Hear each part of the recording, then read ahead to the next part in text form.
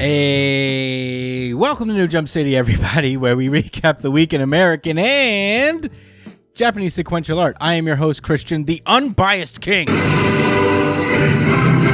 Espinal.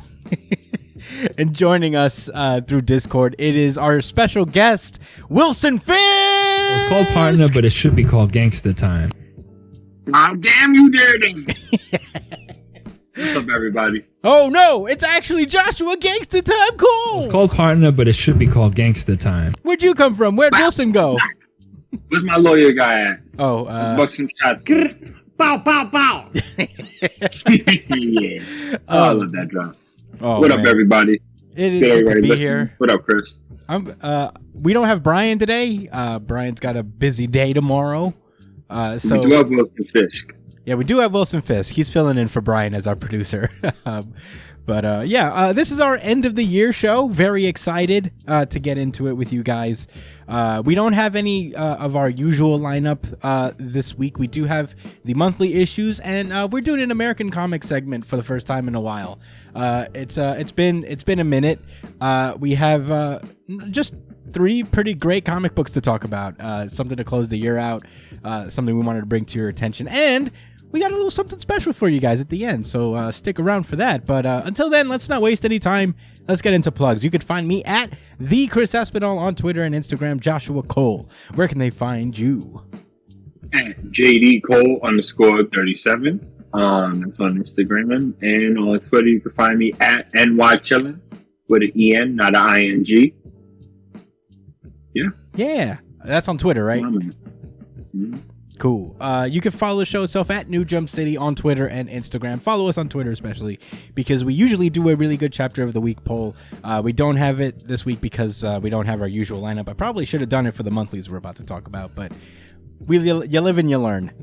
Just follow us on there, and I'm gonna try to do some more engagement things, ask you guys some questions to help to make the show a little better, all that stuff. So follow us on there on our Instagram, wherever. We're on TikTok as well if you're into that. Same handle at New Jump City.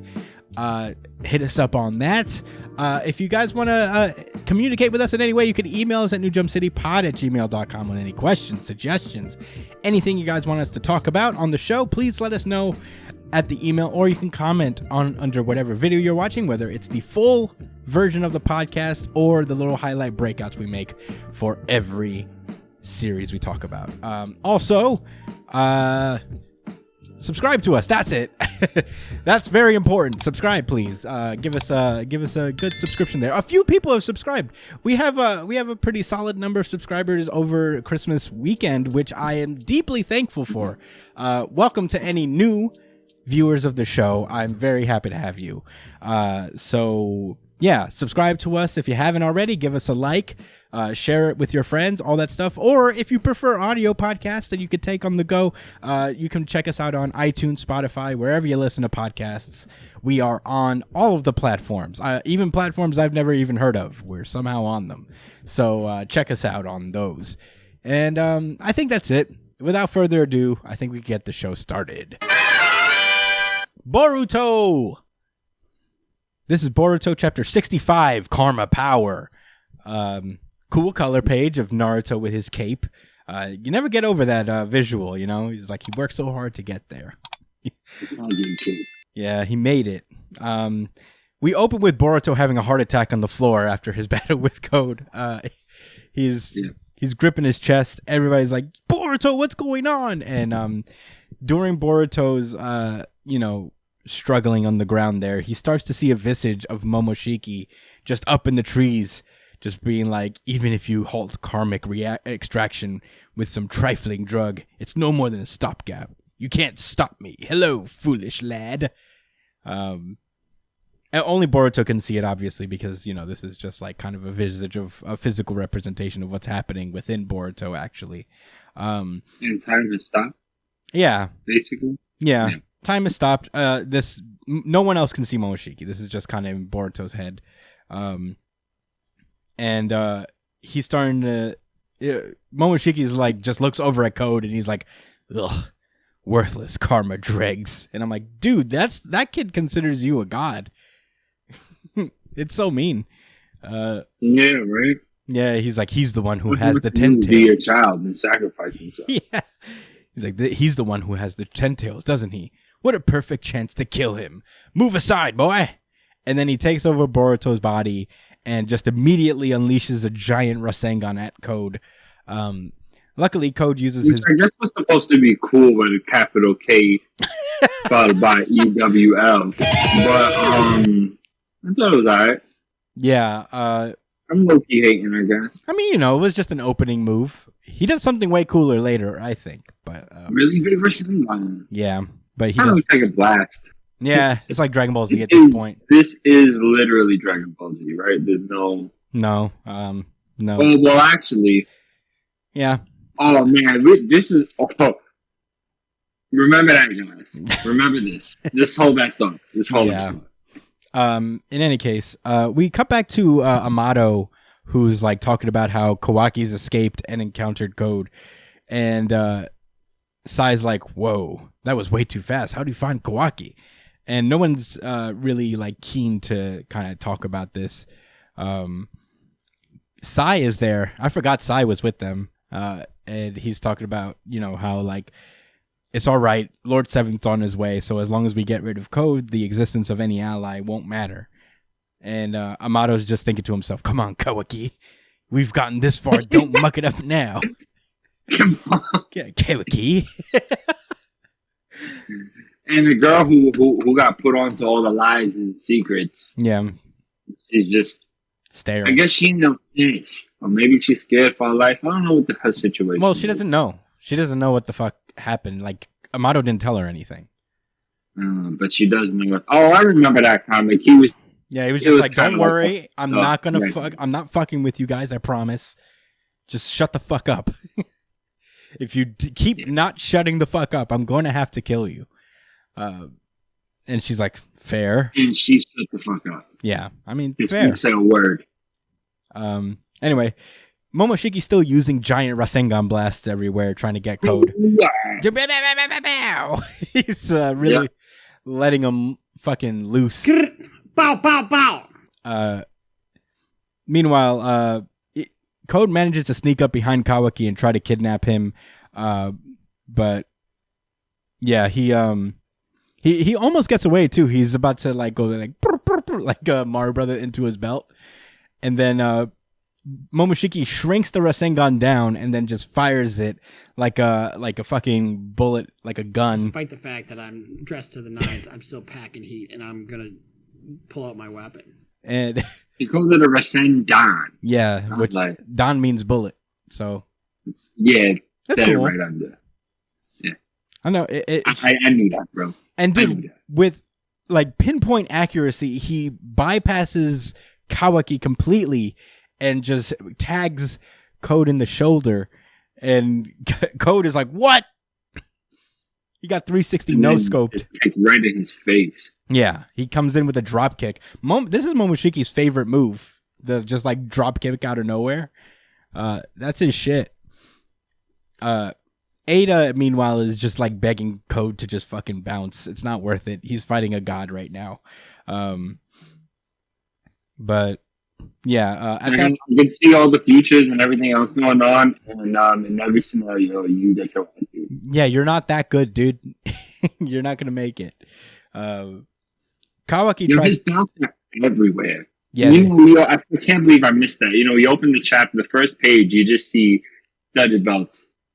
Yeah, and before all across the ground, and I thought that was fucking hilarious, personally. I'm sure it wasn't meant to be a comical aspect, but you already know. Yeah, and before we hear about it, the faction. Before we hear about it in the comments, we know they're not really belts, but they look exactly like belts. Oh god, they're leather belts, guys. Stop! Don't be delusional. Don't overthink it. It is leather belts that he most likely uses for BDSM. Yes. Can't confirm for sure.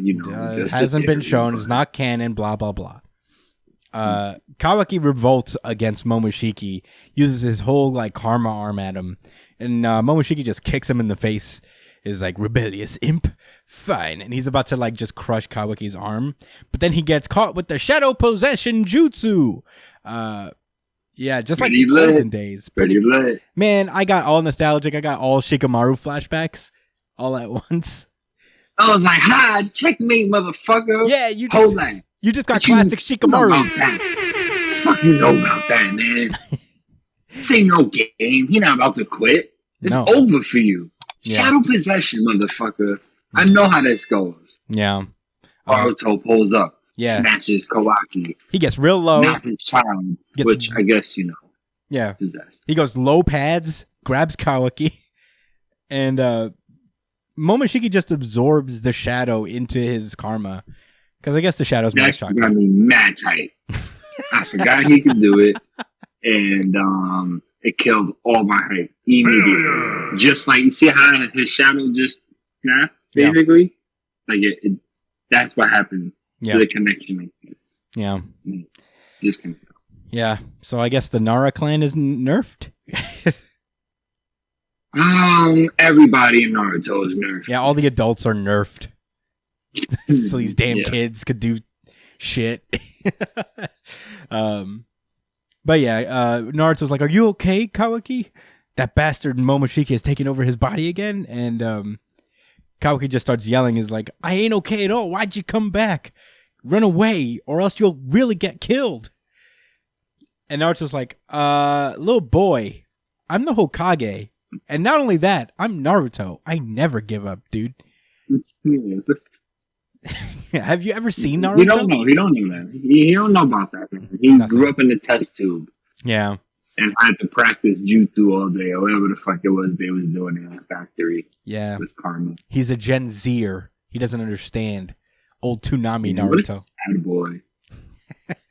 Feels bad, man. Yeah. Meanwhile, Shikamaru is just taken by Code. He has his hands behind his back and everything, like he's just got booked. He's about to get taken to central bookings right now. And yeah, Shikamaru's held hostage. And Shikamaru's like, If something himself gets put as a hostage, you know that shit blew my crib. yeah, I know. I can only picture you're like, ugh. The whole thing reading Like, it. are you serious, bro? The attitude you developed while reading this. And I understand. I was right there. I was like, damn, can the adults have That's like it. one cool moment that's not like immediately followed up by just them losing their powers or something? But yeah, Shikamaru's taken hostage. He's like, don't worry about me, Naruto. I don't care if I die. What's another adult character that's not a factor in this story? I care. Yeah. I mean, I fucking care. I care too, man. You better Naruto. risk your life for Naruto, right? Yeah. Naruto doesn't do anything because he's like, well, we can't get rid of Shikamaru. I mean, come on.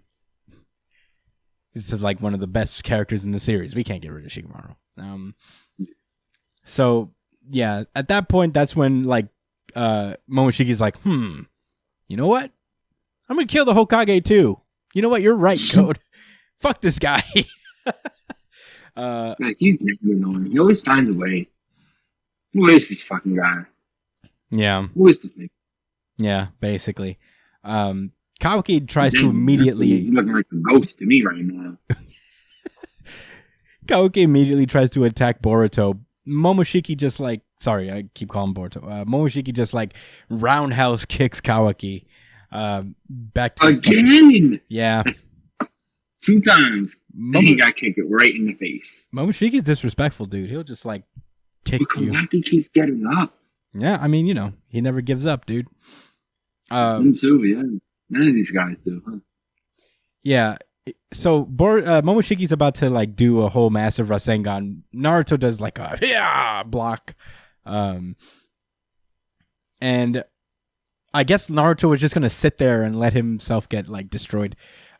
Because at that moment, he kills Shikamaru right out there anyway. Like, yeah.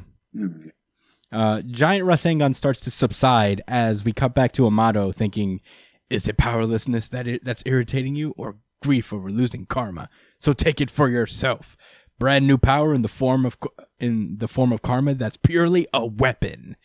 And we cut over to big splash page of Kawaki in his own cool Otsutsuki form where he looks like Ishiki. I think that's his name. the guy that they just yeah, fought. with the random, yeah. Yeah, so he has like his resemblance, and he has absorbed the entirety of the massive Rasengan. Code is like, no way, that's impossible, and that's where the chapter cuts out. I enjoyed this chapter quite a lot. I was for what it was. I mean, I wasn't a fan of the Shikamaru getting taken hostage. And, You don't love that story. and the Naruto being effectively useless parts, but I guess for the story overall, I thought this was like a cool moment. Kawaki. No, it was an entertaining chapter, that's for sure. Yeah. I can say that with confidence.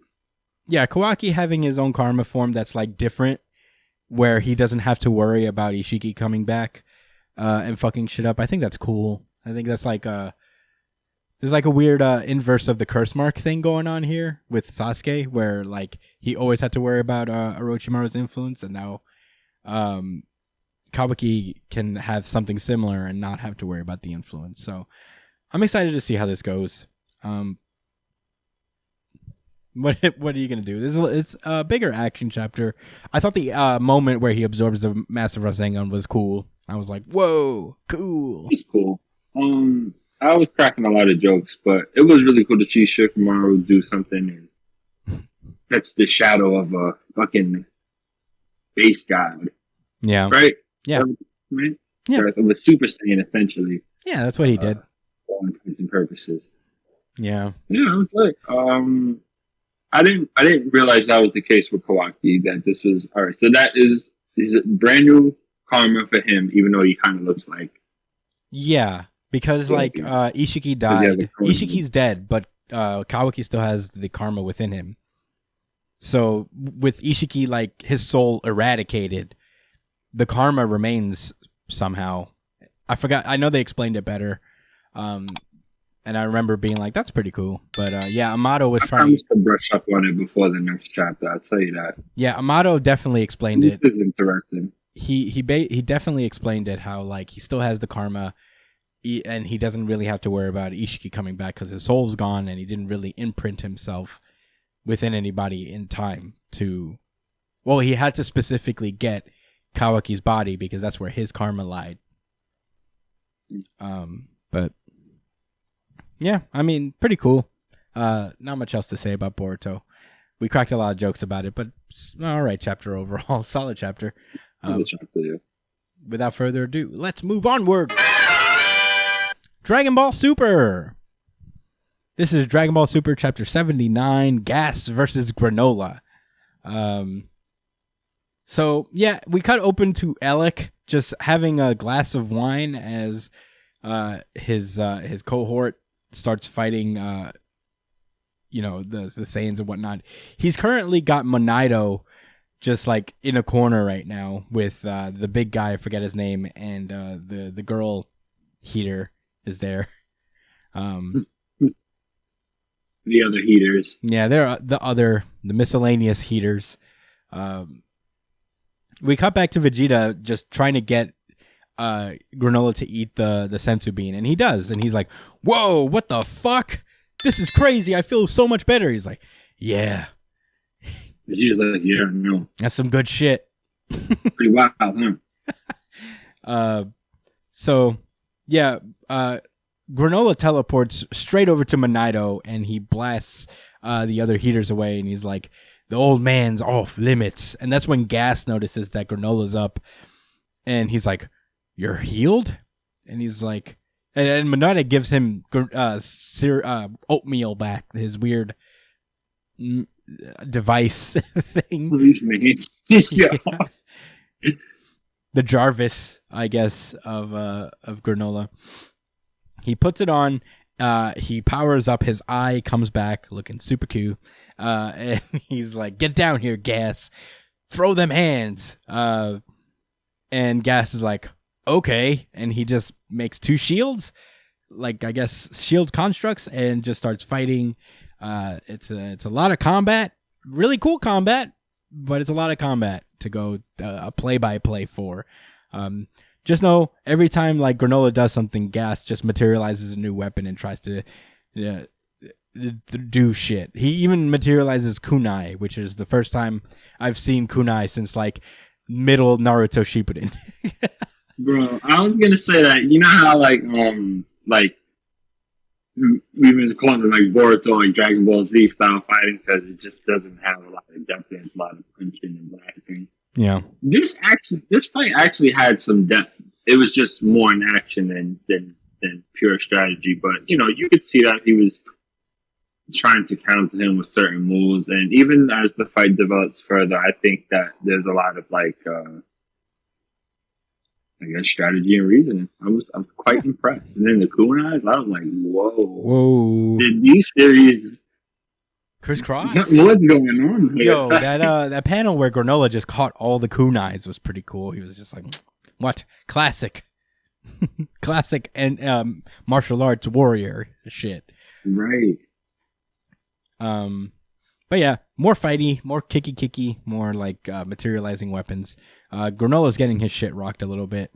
But, you know, they basically take turns putting each other on the ropes for the most part. The Vegeta and Goku note that, like, Granola has the upper hand in this moment because Gas is not used to being, like, the strongest currently right now. So, you know, it's just taking him a minute to adjust to his new powers. But yeah, at some point, you know, Gas just kind of gets used to it. He puts up a weird like energy shield as Granola is going to punch him and then just blasts him to Kingdom Come. Granola tries to do like a recoil thing, but now Gas can use instant teleportation as well because I guess being currently the strongest gives him the techniques of the previous strongest people, I guess. I mean, they a detail I was overlooked is that they make a point. The other heaters that are watching the fight make a point that he's basically holding back like some of his strength because he was trying to beat Granola with like his base abilities that he knew before, which was why like when he threw that force field up to block the hit and then blast him away, that was kind of his way of saying, "Alright, like this is full force now." Yeah, he does. He does an attack that actually kind of reminds Vegeta of destruction, of like the destruction abilities he's been using.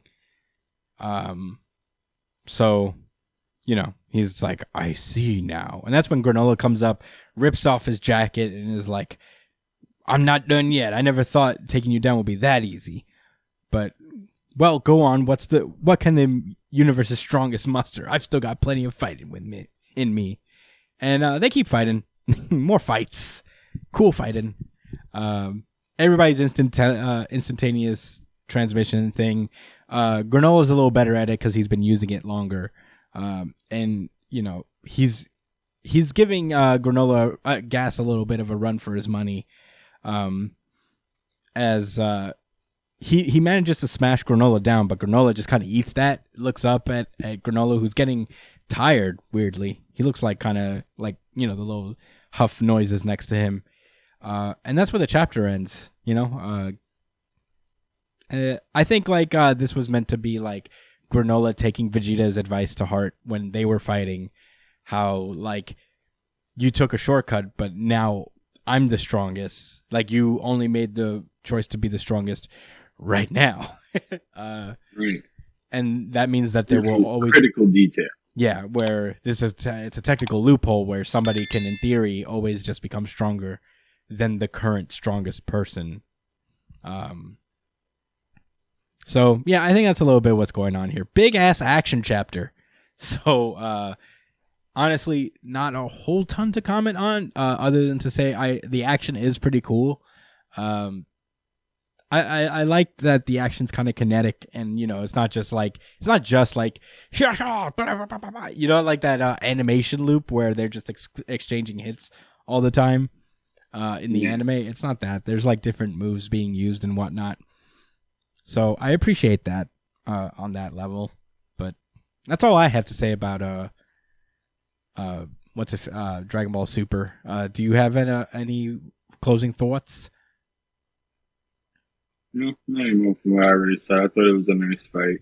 Yeah, pretty cool. Yeah, I agree with you. This is literally Granola just fighting his heart out and learning that, not to give up and to keep scrapping. It doesn't matter how strong the person is, that kind of stuff. What can you say?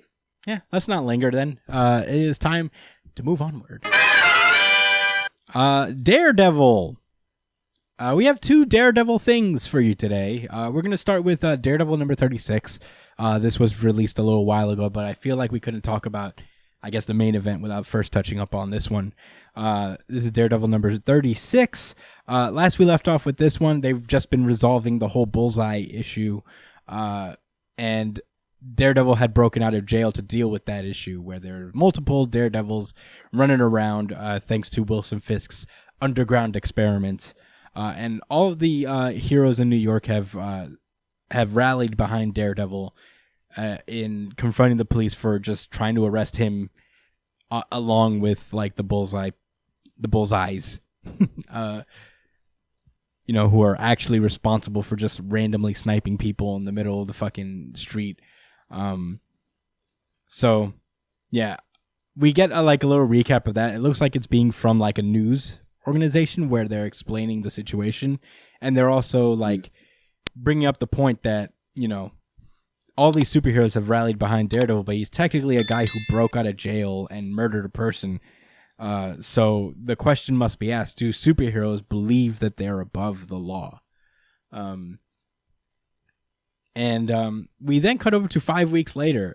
Daredevil is getting out of prison, thanks to some cool legal maneuvering by Kristen Duffy and Foggy. They give him his greetings. They give him hugs to be like, "Yo, you're out. We got you, and no parole because we are nice like that." And that's when Elektra pulls up in a cool car and is like ready to go somewhere. And Daredevil's like, "I have to take this ride. Peace." I left Kirsten McDuffie behind, and I was like, "Oh, Kirsten, she's sick." Oh well, shouldn't have left my boy. Yeah. Back in the day. Is that what happened? She left him, right? No, he made everyone forget he was Daredevil. So. Oh. Yeah. Oh well. Yeah. What are you gonna do? We then cut over to Wilson Fisk and Typhoid Mary planning their dinner. Not dinner, wedding. Sorry, but I guess the dinner of the wedding. They have food. It's like food stuff.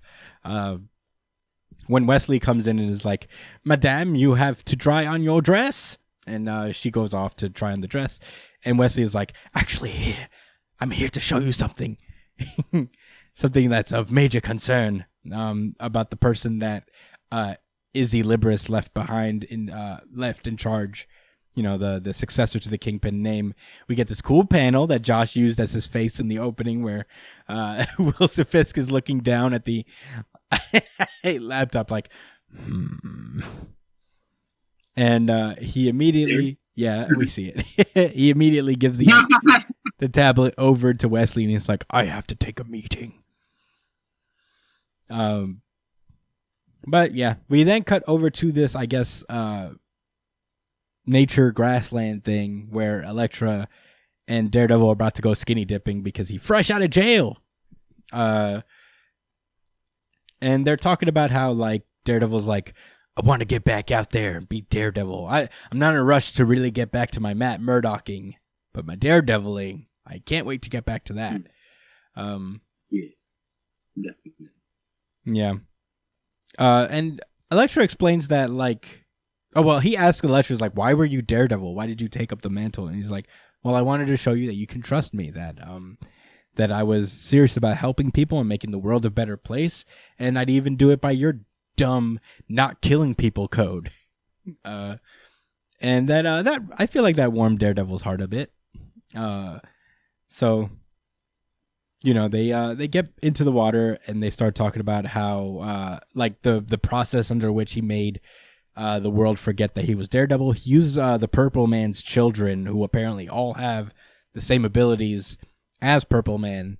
Them together have not only made everyone forget who Daredevil is, they've erased all traces of Daredevil's identity that exists currently, which we'll get to, which will reap a major consequences later. But yeah, they make out in the water. And we cut over to Wilson Fisk meeting his boy, his son, Butch, who he now knows is the new kingpin of the city. As he's extorting this guy out of his property, basically. And Wilson Fisk and him have this talk. He's like, I know that you're the kingpin now, so, you know, make your shot worth it, I guess. And, you know, it's like kind of an ominous, like, gangster talk. You know, like, you have one shot, don't miss. One shot, don't miss, man. I like how Butch's name, right? Trying to look real tough and solid. And on the next page, he comes back to the house. He's breaking shit like, God damn it! You told me how it was. Yeah, damn it! Fucking hating him. Thinks he's the boss. Thinks he's my. Fuck thinks you, he's Dad. the boss. Fuck you, Dad. He won't say it. Dad. He won't admit it. He hates it. He hasn't said it once. No. Yeah, they're like talking about the situation. Butch is talking to the situation to Mike Murdoch, Matt Murdoch's twin brother, who has been covering for Matt, and also I guess fucking up his name as a DA by engaging in criminal activity. Honestly, Daredevil appears behind Mike when he has the time to do so. Like fucking Batman. Yeah, he's like, "Hello, Mike." He's like, just get out, man. You know, whatever it is that you're doing right now, it's not worth your life. And he's like, save it. I don't want any fucking lecturing from an ex-con, especially. You went to jail. You're not better than me. And Daredevil's like, all right, your funeral. Mike asks about his brother Matt, and Daredevil's like, I haven't heard anything. But the tragedy is, he is his brother. That's the sad part. I love it. So, yeah, Daredevil leaves and he goes to, he notices that these guys are mugging this store. So he comes in and he tries to break up the situation. One of the guys pulls a gun on him and he tells him to back off. And Daredevil's like, I can't. I know you have your reasons. I know you didn't wake up one day and think, I need to traumatize a store clerk for some money and risk everything. It's okay. It's not actually too late. And he just kind of takes the gun from one of the guys.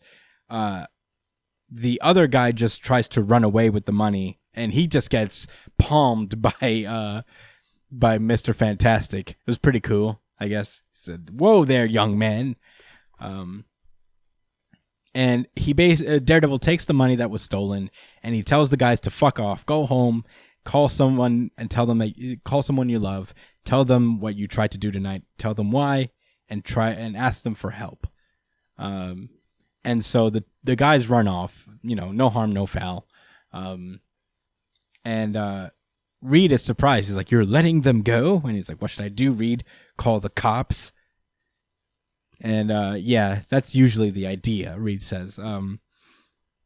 Yeah, this was a really cool scene. It proceeds to like Reed kind of talking about how like, I know the system's broken, but it's the system. There's like shit. There's like these things have to go through a thing in order for things to get better. And your whole thing with the cops right now and with the justice system is really kind of put a spotlight on how all heroes kind of deal with shit. And Daredevil's like, well, that's the problem, is that we're all trying to like look through everything through the optics of how bad or good things look instead of just doing what's right. And that's like the moral quandary that he's trying to go through right now, is not really doing things because it follows whatever sense of justice that, you know, exists outside, but what his moral compass tells him to do. And what his moral compass tells him to do is not to just immediately beat up and arrest someone because they did wrong, but to give them a second chance. And I think that's pretty profound and very in line with what this Daredevil run in its entirety is all about. I figured you had something to say about this, Josh, but I don't know if you wanted to cut in here or wait till the end. Not much. You know what's funny? I thought I was going to have a lot more to say, but I think it's just well written enough. where it just gets the point across already. I will say this, you know, if that guy goes off to rob somebody again and ends up killing somebody, I don't think that's Daredevil making a mistake, you know. Yeah. There's no telling what anybody will do any given day, you know. Yeah. Maybe somebody might, I don't know, perform a lesser crime. You know what I'm saying? Yeah. And then what? So if we, and then look, you know, I'm jumping in my thoughts. My point is, I think a lot of people would justify or try to say that he, you know, like that's wrong because, you know, you can't let a criminal go. They're going to repeat the offense. Well, you know, if they get caught up again, then it is what it is. But people do deserve a chance no matter what. And we shouldn't think about what might happen, you know, especially if it's something petty like that. Yeah. Yeah, for sure. We then cut over to Kingpin and Typhoid Mary. You know, I guess just like getting ready for their wedding, I suppose. Typhoid Mary goes off, and Daredevil just Batman's again in right behind Wilson Fisk, just slouched over on his chair like a G, just like, now that's an aggressive gift for such a beautiful occasion. And, you know, they have like a little bit of like, congratulations on your early release. I'm sure you're eager to become a productive member of society. Yeah. Him being an asshole. Yeah. And he was talking about how, like, Daredevil basically starts talking about how, like, man, I was thinking about what the right thing to do with you is, because no matter what I do with you and no matter what happens between us, whether we just get like beat each other up or we both go to jail or whatever, we always come out just kind of the same people we always were. The only thing that I haven't tried is happiness, is to just let you be happy. So, you know, if Mary makes you happy, congratulations. I hope you both find what you're looking for. And he jumps out the window as Wilson Fisk looks down like, killing me with kindness, I see. It's working, as we'll find out later. It's working. Low key. Stop being so nice to me. Punch me in the face, Daredevil. I don't like this. At first, I thought Daredevil was kind of doing the most because it was his wedding day. But then I remembered, oh yeah, he kind of had something to do with a bunch of with a psycho mass murderer being duplicated, like the Pokemon in my game. Yeah. And going killing them. Like, come on, bro. You're lucky Daredevil didn't push you out that fucking way. Like the Stromwinds did. Yeah. Survive that. Yeah. So, Wilson Fisk has his wedding. It actually kind of goes, you know, within 2 pages or so. I thought this was going to be like kind of the centered like moment of, I guess, Devil's Reign or whatnot, but it is just like an event that happens pretty shortly, in and out. At the same time, Izzy Libris is being driven to the woods where Butch points his gun at her, and we don't see that he killed her. So I think one of the bigger twists of what's coming up is that Izzy is actually still alive. Right. So yeah, and I thought Typhoid Mary was about to get smoked.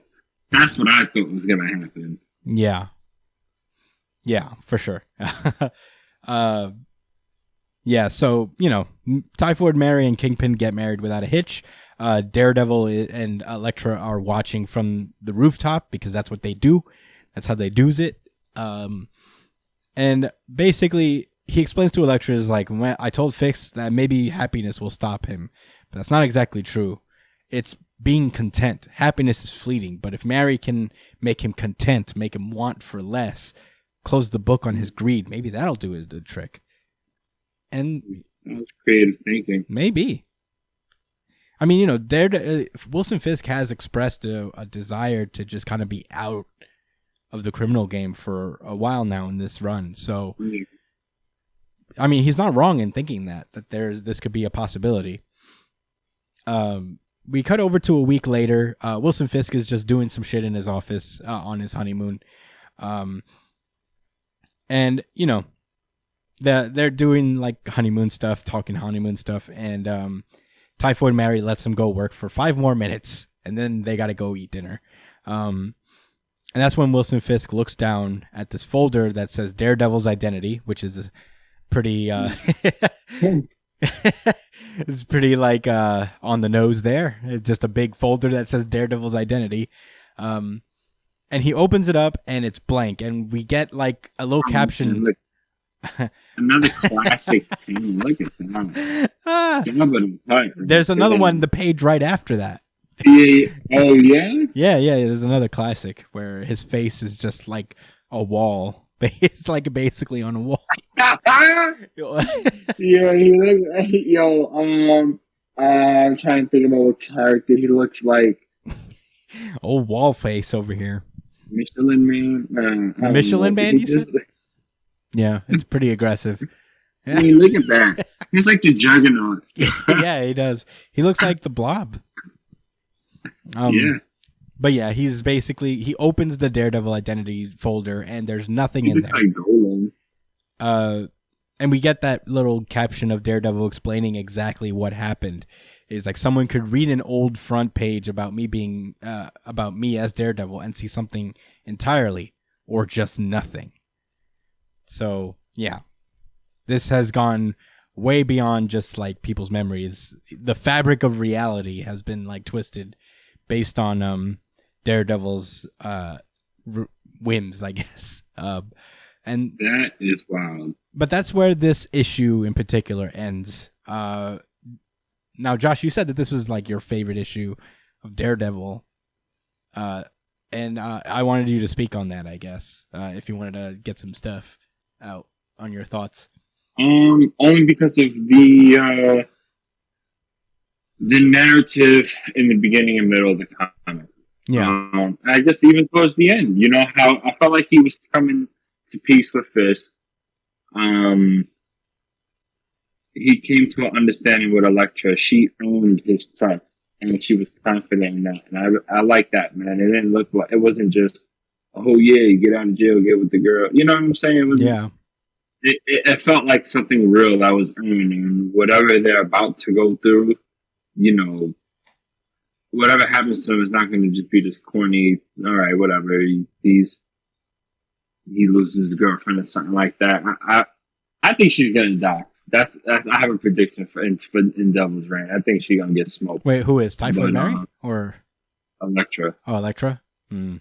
Yeah. That's what I've been talking about as far as Elektra earning his trust. I like that. I like the superhero sticking up for him. I think I like the setup. I like the setup going into Devil's Reign too. That this comic it made it feel all right. We're gonna address it in the next issue, but I will say this: I really felt like this entire Daredevil run led like right into what we're doing. Like it wasn't like an event that just they're pulling out their ass or something like that because it just so happened to be popular. I feel like this was a plan.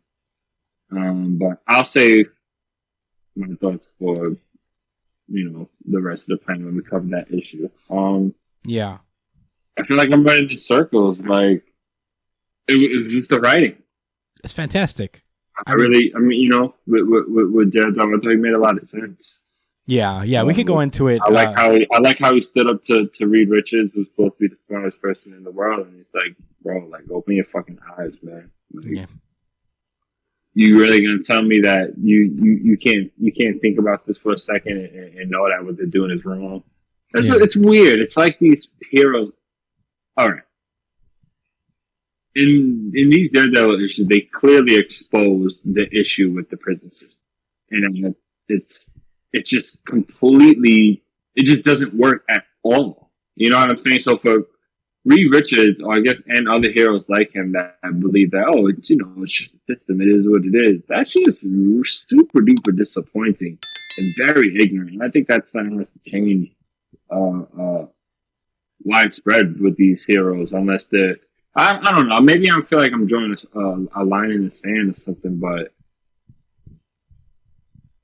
it's not like we're in a different comic. This is Daredevil. Like I want to see all of these heroes that are, become aware of this and understand like that's a problem. If that's the message that Zdarsky really wants to preach. Yeah, I think there's something interesting to be said about like the bigger heroes. They don't really like. There's a clear line between the heroes who are on the street level and there are heroes who like deal like the Avengers, the Fantastic Four. They're just dealing with such big and like existential threats that sometimes like the smaller things that the street heroes like Luke Cage and Jessica Jones and Daredevil and Spider-Man even deal with are like they're so far removed from that. So I understand for the sake of narrative. Yeah. Yeah, because like Iron Man's not just going around like stopping bank robbers or like muggings or whatever. Like that's Luke Cage, Iron Fist, all those guys type of bag. And Spider-Man, who I feel like is the bridge between like the big intergalactic threat and the small town hero. But yeah, let's not waste any time. We still got a lot more about Daredevil to go into as we jump into. I just enjoyed the writing more on this one. That's what it boiled down to. That's why I like it more. Yeah, this is Devil's Reign number 1 of 6. This is going to be a long event. There's a lot of tie-ins to this apparently. And I'm here for it, honestly. But let's get into it. We open with the Strom Winds. Ooh, I hate these fucking guys. We're so rich and powerful. Yeah, they're just on a yacht being like... and stuff, and we own banks. Yeah, he's like, isn't it amusing how we once threw Wilson Fisk out of a window? And now we're just going to use him again. I hate him so much. But I also love them. Yeah, I love them. I love the characters. You love to hate them. I love what Zdarsky does with them. Yeah. I mean, the way they're saying, like, oh, should we choose somebody else? It's not. Man, it's not bullshit, bro. No, it's not. Yeah. But the bipartisan system is a fucking joke. Yeah. And this, that's why Zdarsky's an ally. Cool guy. Cool guy. Anyway, we cut over to New York City a week ago as Daredevil is swinging through the city over Kingpin's narration about why he hates Daredevil. He's like, how did it begin? My hatred for this man. You know how much you got to hate somebody to really be like reminiscing? It's like, when did I begin to hate this motherfucker? What was it? What was a night? Yeah. He's like, I face off against so many superheroes, but what is it about this guy that I just hate so much? And he's talking about how like he looks down on our baser natures, and as he grins in a fist fight, he puts on airs of a saint tasked with succumbing to violence, but he's truly the devil.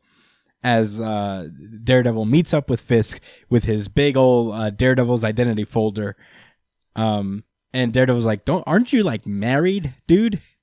Go home to your wife, bro. Wilson throws his folder. The whole street to have a conversation with me, my nigga. What's good? Yeah, what's really good? You love me, bro?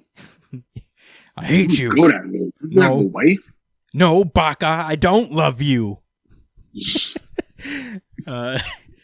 So he tosses his Daredevil identity folder at him, and he's like, he's like, and Matt's like, oh. Matt's like, what is this? My reading glasses. And the funny thing is, I read that, and I was just like, duh, he can't read it from the fucking floor. And then I was just like, oh. He didn't read it at all. He's blind. He's blind. Yeah. Dude. Nah, that was a slick one. Dude, Matt coming out here with the snaps, man. Wait, do people know Daredevil's blind? No. Is that known? No. I don't think so. That was just an inside joke. Yeah, so he did that for him. He did that because he thought it would be funny. And he knew no one else would understand it. Yeah, Wilson is just like, this folder is nothing, but it should be something. It's a folder from my private safe, which I dimly remember putting something together, remember maintaining, labeled Daredevil's identity. So he basically is just like, I know you did something, motherfucker. I don't know what you did, but you did something. And he's like, I can feel you. I can feel it. You did something to my mind. Who are you? And Daredevil just like slings away saying, sorry, Wilson, but it's called a secret identity. And I'm like, well, I guess Fisk feels real stupid now, huh? Just like, well, that's true. They do all have secret identities. Why is he different? Yeah. Why is he so fiended out? He was literally just fine a few pages ago. Yeah, I guess because he just Everything was fine. He realized that, like, I had this thing, and now I don't. And not only don't I have it, it's replaced with blank pages. There's some dark magic going on here. I don't like it. Man, whatever, man. Live your life. Oh my God, I thought you were retired. Jesus. Like, literally a week later, Wilson Fisk calls a press conference to make all superheroing illegal. In the city of New York. Yeah, in the city of New York. I mean, he is just the mayor. Wilson Fisk has the power of Bill de Blasio, and that's not much power, to be honest. Yeah. I mean, honestly, in the Marvel Universe, what better power is there than lobbying for laws at this point? I don't think this shit would fly in DC, But yeah, big old speech about how superheroes are bad, and how when he was like, look at Daredevil, he murdered a guy, and we just like kind of let him go. And Daredevil's like, stop it. Stop. That may or may not. Well, I mean, technically. Whatever, man. I mean, that may or may not be a good point, but don't make me succumb to my Catholic guilt. It is funny because I think that's what like he's kind of doing. He's just trying to like, I'm just going to fuck with his guilt. That's exactly what he says. Yeah. So yeah, Typhoid Mary is like, are you sure this is a good idea? I mean, like, I'm here for you. I'm supporting my man, but they're all gonna come for you, and you're like fucking with the Avengers at this point. And Wilson Fisk is like, nothing's more power than the U.S. law. Which is probably true, I guess. So we get reaction shots of everybody around the city. The news is basically talking about how they're developing Thunderbolt units to replace superheroes, essentially, which, that's always worked out. Oh, yeah. The Thunderbolts have always been a good idea and have never backfired at all. Tony Stark is like, man, he's just talking his bullshit. We saved the universe, man. This is just a desperate... What are you talking about? And he's like, this is a desperate move from a gangster mayor in an election year. And I'm like, yeesh. Damn, that sounds 100% correct. I mean, Tony would know, I guess. Tony would know what that sounds like. This one girl is just like, I know they saved the universe and everything, but Daredevil killed the guy, so destroy all superheroes. We get a shot of Storm being like, yeah, we're not involved in this. We're doing Inferno. So back off. Right. Back off. We had our own things to deal with. Don't touch the mutants, though. Yeah. Or we'll come for you. Yeah, don't forget. To our dark, dark pits. Don't forget, all mutants have diplomatic immunity. So, don't fuck with them. Meanwhile, your favorite character, Moon Knight, is kicking ass, destroying Thunderbolt units. Until he comes up across... They catch him, though. Yeah, until he comes across, like, real Thunderbolts. There's U.S. Agent. I think this is Screed. There's... U.S. Agent? Yeah. That's it? Yeah. You don't know U.S. Agent? No. Are you serious? You saw Winter Soldier, Falcon and the Winter Soldier, right? Yes. That Captain America guy, he's U.S. Agent. Are you serious? Yeah. That's a real guy. Yeah, that's a real guy. What a lame. Yeah, he's like discount. He's like 99-cent store Captain America. It's him, Rhino. Even the Rhino, like, what you doing, bro? Oh, Rhino's cool. Rhino's the only one all over the place. Rhino's the only one that made me go, like, all right, that's cool. Rhino's cool. We have Scream as well. I think her name is Scream. One of the it's a symbiote, and the new Electro. And they all gang up on Moon Knight, who's not afraid because he's Moon Knight and he's getting a Disney Plus series. We also get a shot of... You're going to get a screenshot. Yeah. We also get a shot of Miles saving some people in his new costume, which, meh. I understand that they all. Wait. Are you shaking your head with your entire body? Are you saying no with the entirety of your body? Yes. Mm. We don't like it. Okay. Yeah. Have I been reading Miles Morales Spider-Man? Unfortunately, no. I mean, I've continued to buy them, and I'm also very behind, to be fair.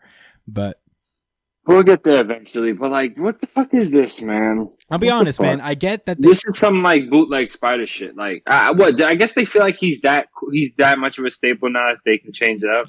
Yeah, I mean, is that what it is? I'm not going to presume. I don't like it. I want him to be Spider-Man. I agree. I mean, I think he is still Spider-Man. But here's the thing: I don't presume to know the context that led to this design change, and I know they all have to draw him like this now. But you could have not. you could have drawn him the old-fashioned way. I also am not a huge fan of this design, so there's that. I am very much chagrined but it's designed anyway. Yeah. He's saving some kid out of fire, classic Spider-Man shit. The firefighter's like, "Hey man, I'd tell you to go over there and check your lungs for smoke inhalation, but the fuzz is here." And they just like beat up on Miles real fast. They like tase him immediately. And that's when Captain America comes out of nowhere to be fucking awesome. He pulls up and he's like, "Step away from the young man." America, fuck yeah. Yeah. And man, one of the what do you think you do? Step right there. I'm Captain America. That's my Captain America voice from now on. You know what's funny? He has higher authority because he's a captain. Dude, how crazy is this that Miles Morales gets immediately tased and then the Thunderbolts politely go up to Captain America and are like, "Could you put these handcuffs on yourself?" Racism, even in the Thunderbolts. Wow. I mean, it isn't a Darsky written comics. Giga Brain play for... Nah, they already got him in the cuffs, and they're like, Captain America. Could you please put? Nah, they didn't drag it like that. No, they didn't. They did say you're under arrest. I just found it funny that they immediately tased Miles, and then Captain America's like, "Captain, put these handcuffs."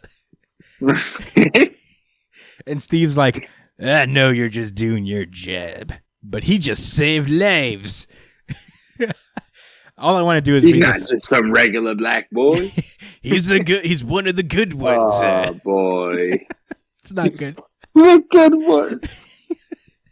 He's not like that guy. No, we're just being silly. But in our canon, yeah, in our head canon, he's incredibly nationalist. He's basically the Captain Agent. What's that fucking guy's name? U.S. American Agent. Yeah, American Agent.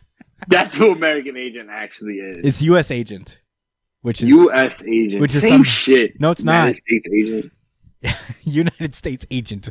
No, they never call him that. They just call him U.S. Agent, like USA, because old '90s comics used to think like that. Like, this is clever. It's an acronym. This is satire. But yeah, I could read this whole comic like Steve Rogers in my South Park voice all day, but he's basically like, if a law needs to be broken in order to save lives, I'll do it every time. And they're about to unmask Miles, and he's like, "No, please don't, my family." This whole time, as Captain America has denied the handcuffs and is telling him, "I'm going to still act. I'm going to do it. I'm still going to break the law." You think you can stop? You think you can stop me from breaking the law? I'm a Captain America. Fuck yeah! But yeah, as they're about to unmask Miles, he tosses his shield and breaks both of the Thunderbolts' fucking skulls. And then he just socks the other one. And he's like, Spider-Man, you up for this? That's for not tasing me immediately. You should have did, Miles. You should have tased me, the real threat, an American white man. Fuck yeah!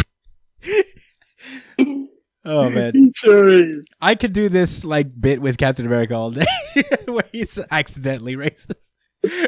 But yeah, it's not just him.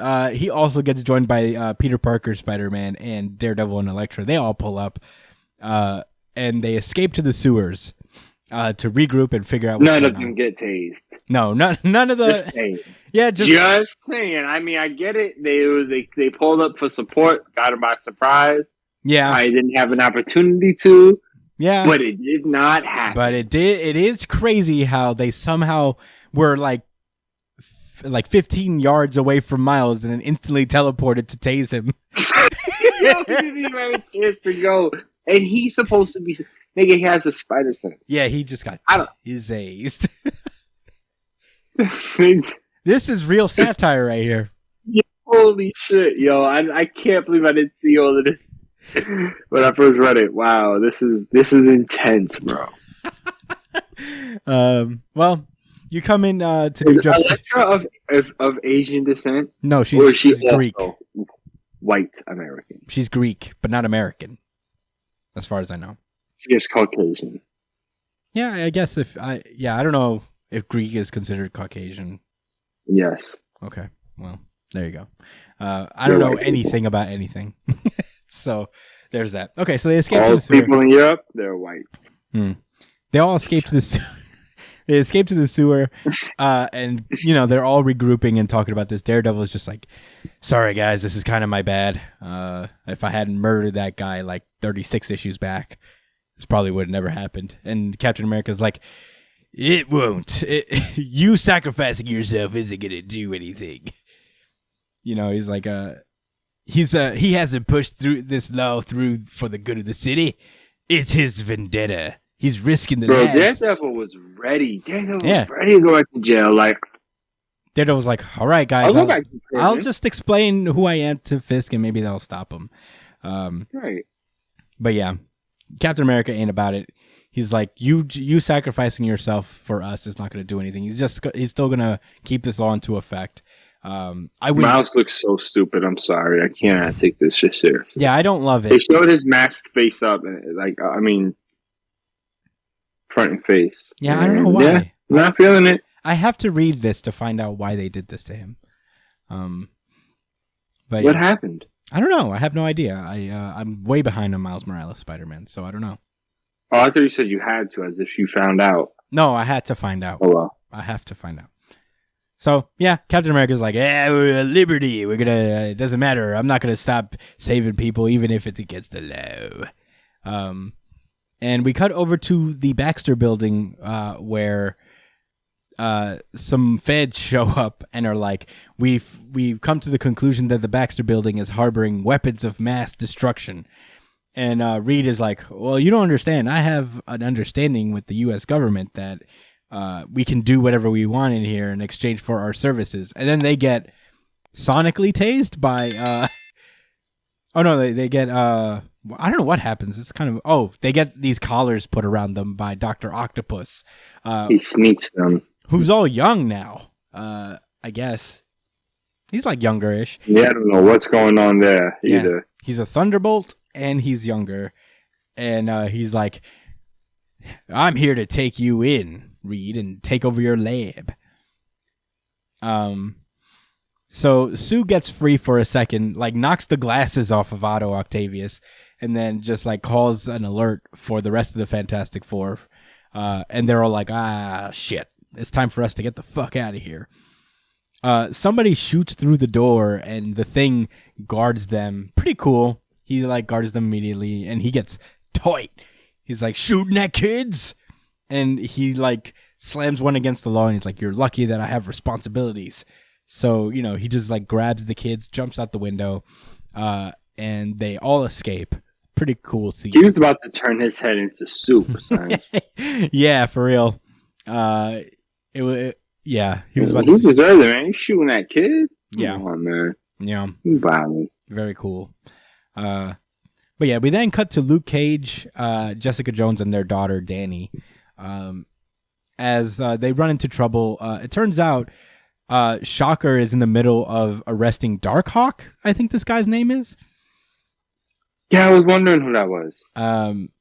And he basically looks over to Luke Cage. He tosses him his handcuffs, which I guess Shocker's not racist. Up top, he gives him the Captain America treatment. He tosses over his name is Shocker, and he doesn't even tase him first. Yeah, I mean, the irony, huh? And he's like, put these on. And Luke Cage just looks back at his wife and daughter. He crushes the handcuffs and he tells Shocker to go fuck himself. Pretty Let's go. Pretty badass. And then he and Jessica Jones proceed to beat the flying fuck out of Shocker and the Thunderbolts. And save the civilians. Yeah, it's really cool. Probably like one of the better like Luke Cage and Jessica Jones moments I've seen in a long time. But I haven't seen them in a long time. So bar's low. So yeah, Luke Cage is now surrounded by people just taking videos of the situation. And he just like something comes over him. He's like, this isn't right. Wilson Fisk is a gangster and a fool. And this isn't just about us superheroes. It's about you and how much control he is like able to like have over people. He's a small man. He's a big man who's small, and he needs to show his power over everyone. So yeah, pretty much. Pretty cool. Go, pretty accurate. Pretty accurate. Pretty fucking cool. Hot on Luke Cage. That's right. Yeah. Talk your shit. Yeah. We then cut back over to He's a gangster mayor. Everyone knows this. Yeah, everybody's just fine with this. What did he do? He helped niggas when everyone was trapped in New York. Was it that cool? Yeah, he must have been real scared. He's been mayor for a long time, to be fair. So, I forgot the circumstances under which he was like... Secret Empire? I think he was there for that as well. Oh, wait, was he? Maybe that's when he became mayor? He started doing favors for people when New York was like closed off. That's true. Okay, I remember there was a scene he helped somebody out and was like, I don't ask for anything in return, but that you remember what I did for you. That's it. And vote for me. And he ran for mayor. It was some cool build up actually. It was nice foreshadowing. Yeah. Speaking of the devil, we pull up to Wilson Fisk visiting his son again, and he's talking about how like everything I'm doing right now is to make your life easier as Kingpin. I really want you to be Kingpin, but getting rid of the heroes would actually make things a lot easier for you. And Butch is like, man, fuck you. I'm not trying to do all this shit. You're the only one. I don't care. Yeah, you're the only one who wants to fight these guys. Like, I could just run my underground criminal empire. He's like, it's fine. I don't need you to understand right now, but just know that I'm doing this for you, son. And he's basically like, I'm not here to pull punches with Spider-Man. You're a joke. You can't help but poke the bears. They'll eat you. They will, and I'll still run this town. And Fisk is like, I'm still doing this for you, son. Goodbye. It's like the gear stopped a little bit. Like, he's like, you're my child, and I want to do good for you. It was about to go to the murder track. Yeah. Excuse me? What words did you choose? Yeah. I guess I guess none of us are fathers, so we don't really understand like what just happened in Wilson Fisk's mind. I mean, he turned into a giant fucking jar of vanilla pudding. When it comes to his son. It's your baby boy, Wilson. Don't do anything rash. It's your baby boy. He's just going through a little rebellious phase. For the years. He's just going through his little rebellious phase. And you know what? I wasn't there for him. Just remember that, Wilson. One of Typhoid Mary knows. Yeah. I mean, that he has a bastard child. I mean, she mentions him as his son, I guess, like in that moment. So I guess she knows. That's when Mike Murdoch pulls up like, whoa, it's wild that he didn't just murder you right there. And Butch is like, yeah, well, you know, he went to hell and back to get his other son back. So I figured that he wouldn't kill me. You took one hell of a gamble. Yeah. And Mike's like, I'm not really against him either. I think he's right. I think stopping heroes would just make our jobs a lot easier. Butch is basically like, well, all that we really need to do is to make sure that like Wilson Fisk wins this election because, you know, then he'll just like come back to this job, and we want. Yeah, right. So you know, we then cut back to Luke Cage and Jessica Jones packing up their shit because the police are outside because Luke Cage dared the police to come after him, and the police obliged. Yeah.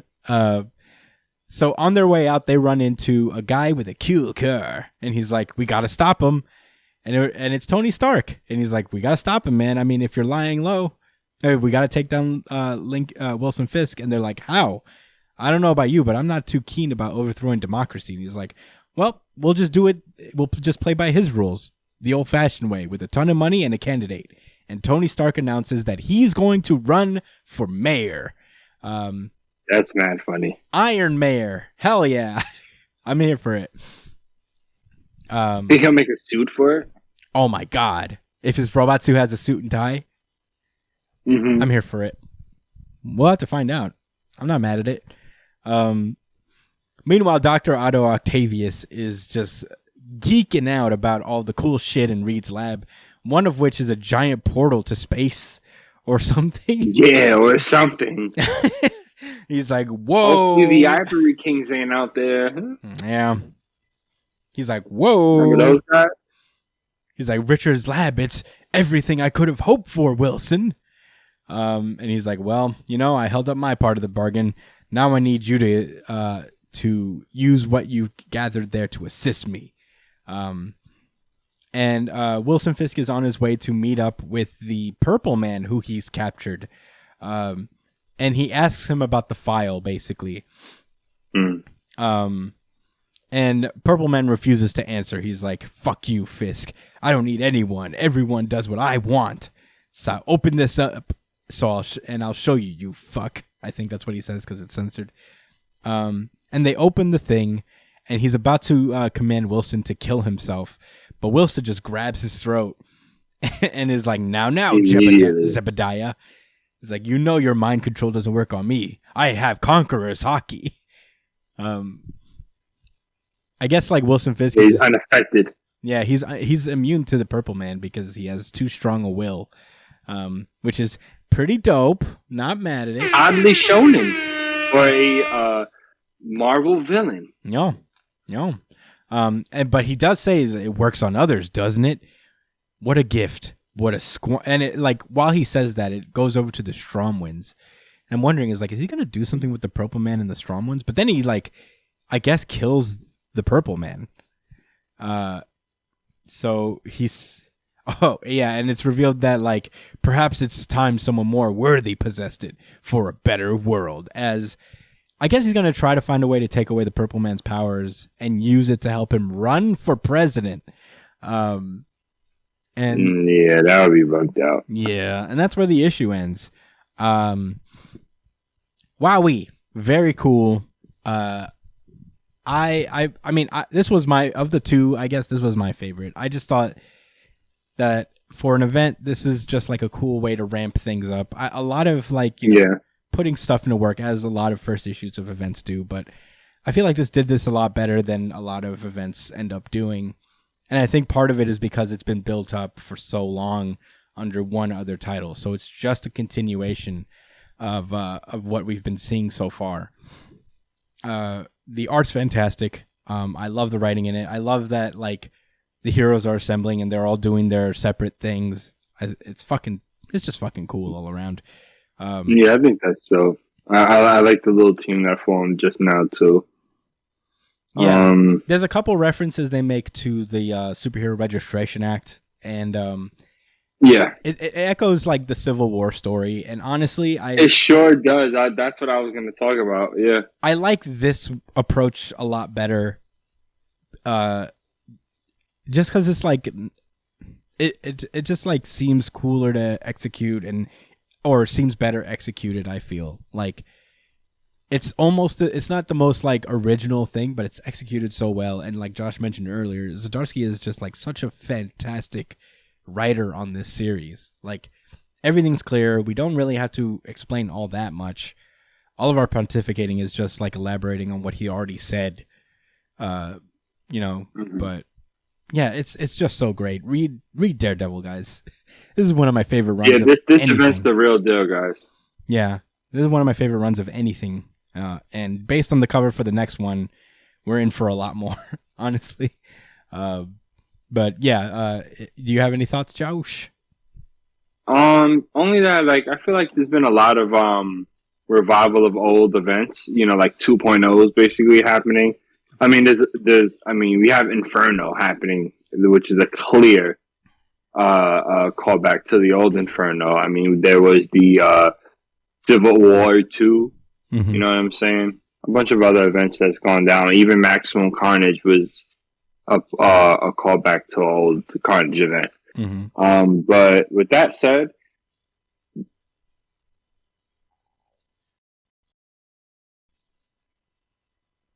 but this one seems really promising. This really seems like it's a remixed version of the Civil War event without it being such a big deal. Yeah. I mean, the tone is completely different. It's just not as deep. There hasn't been any major deaths or anything like that. I mean, man, I don't know. I feel like comics around those times were just way grittier. I kind of miss that. Yeah. I don't want to see people die, though. I guess that's why it was so gritty, because people died. Yeah. Does that really make a comic better? Not really. No. But it is pretty crazy when it happens. I mean, I'll never forget Martian Manhunter getting killed. Yeah. By all of those people that ended up being new gods. It was actually kind of wild. Final Crisis. Yeah. Yeah. Oh! I actually miss Mariah! I miss covering Justice League because of that, man. Those were funny times. The good days. This epic lameness. Yeah, where they were disrespecting Johns left and right. Left and right.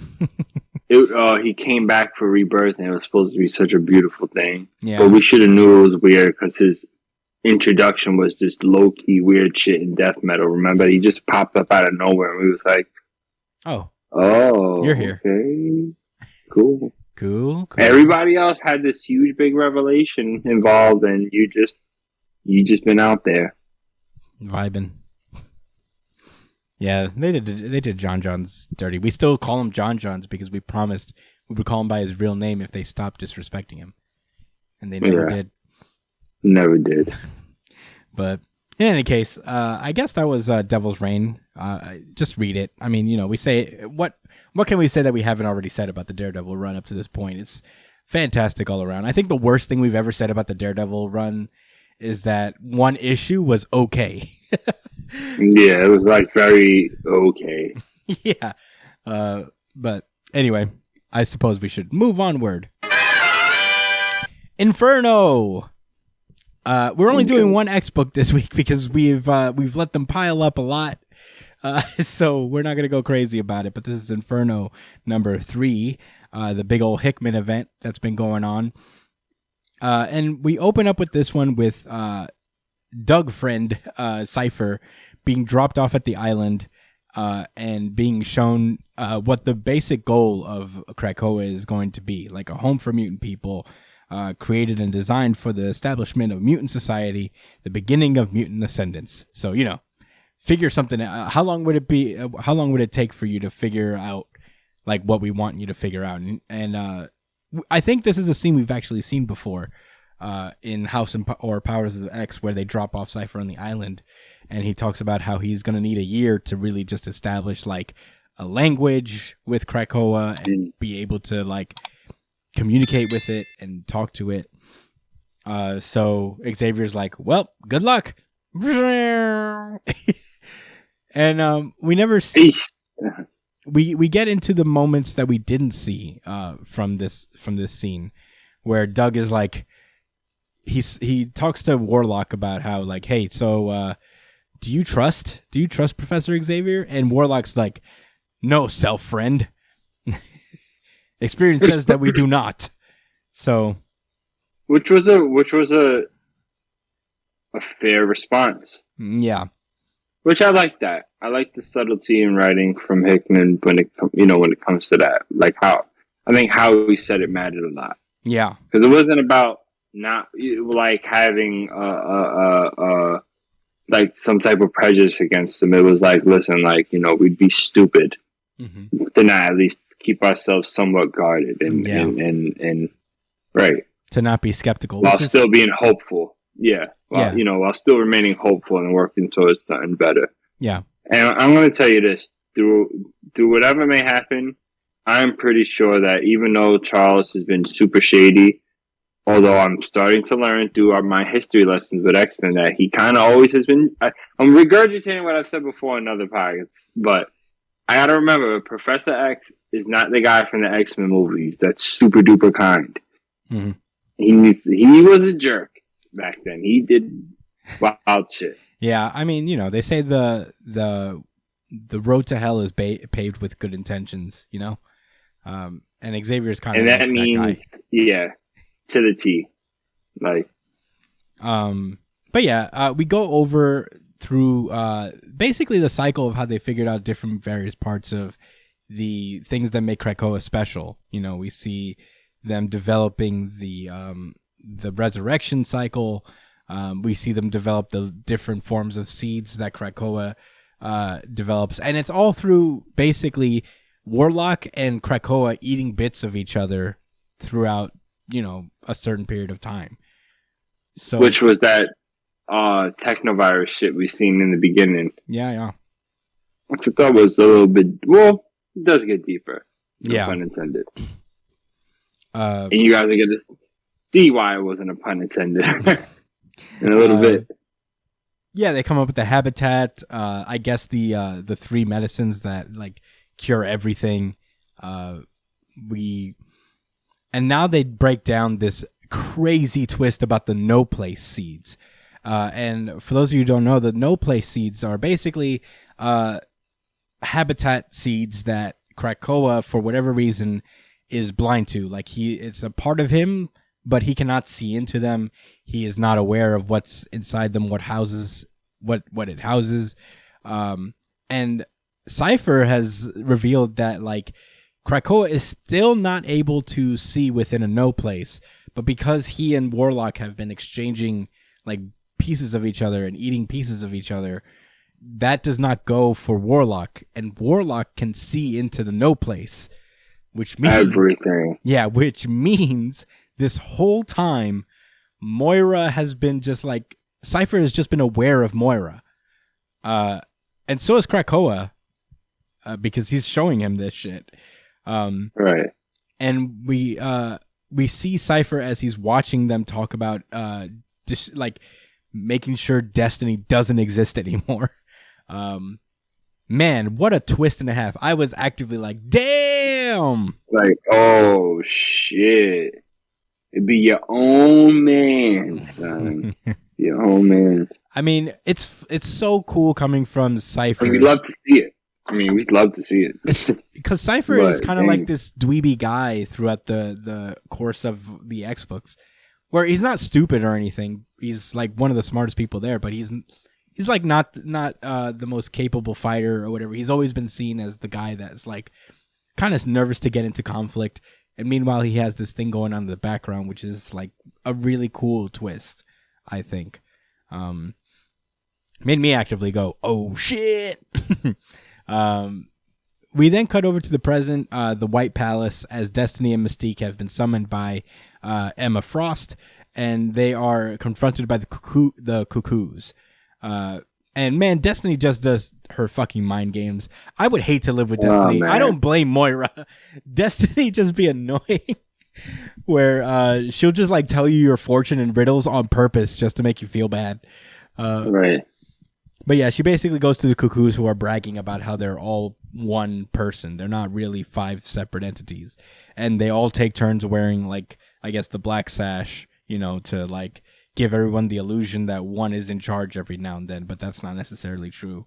And Destiny, like, drops the knowledge that 2 will find love, 3 will not, 1 will be changed forever, severed from the 5 in Otherworld, which is crazy.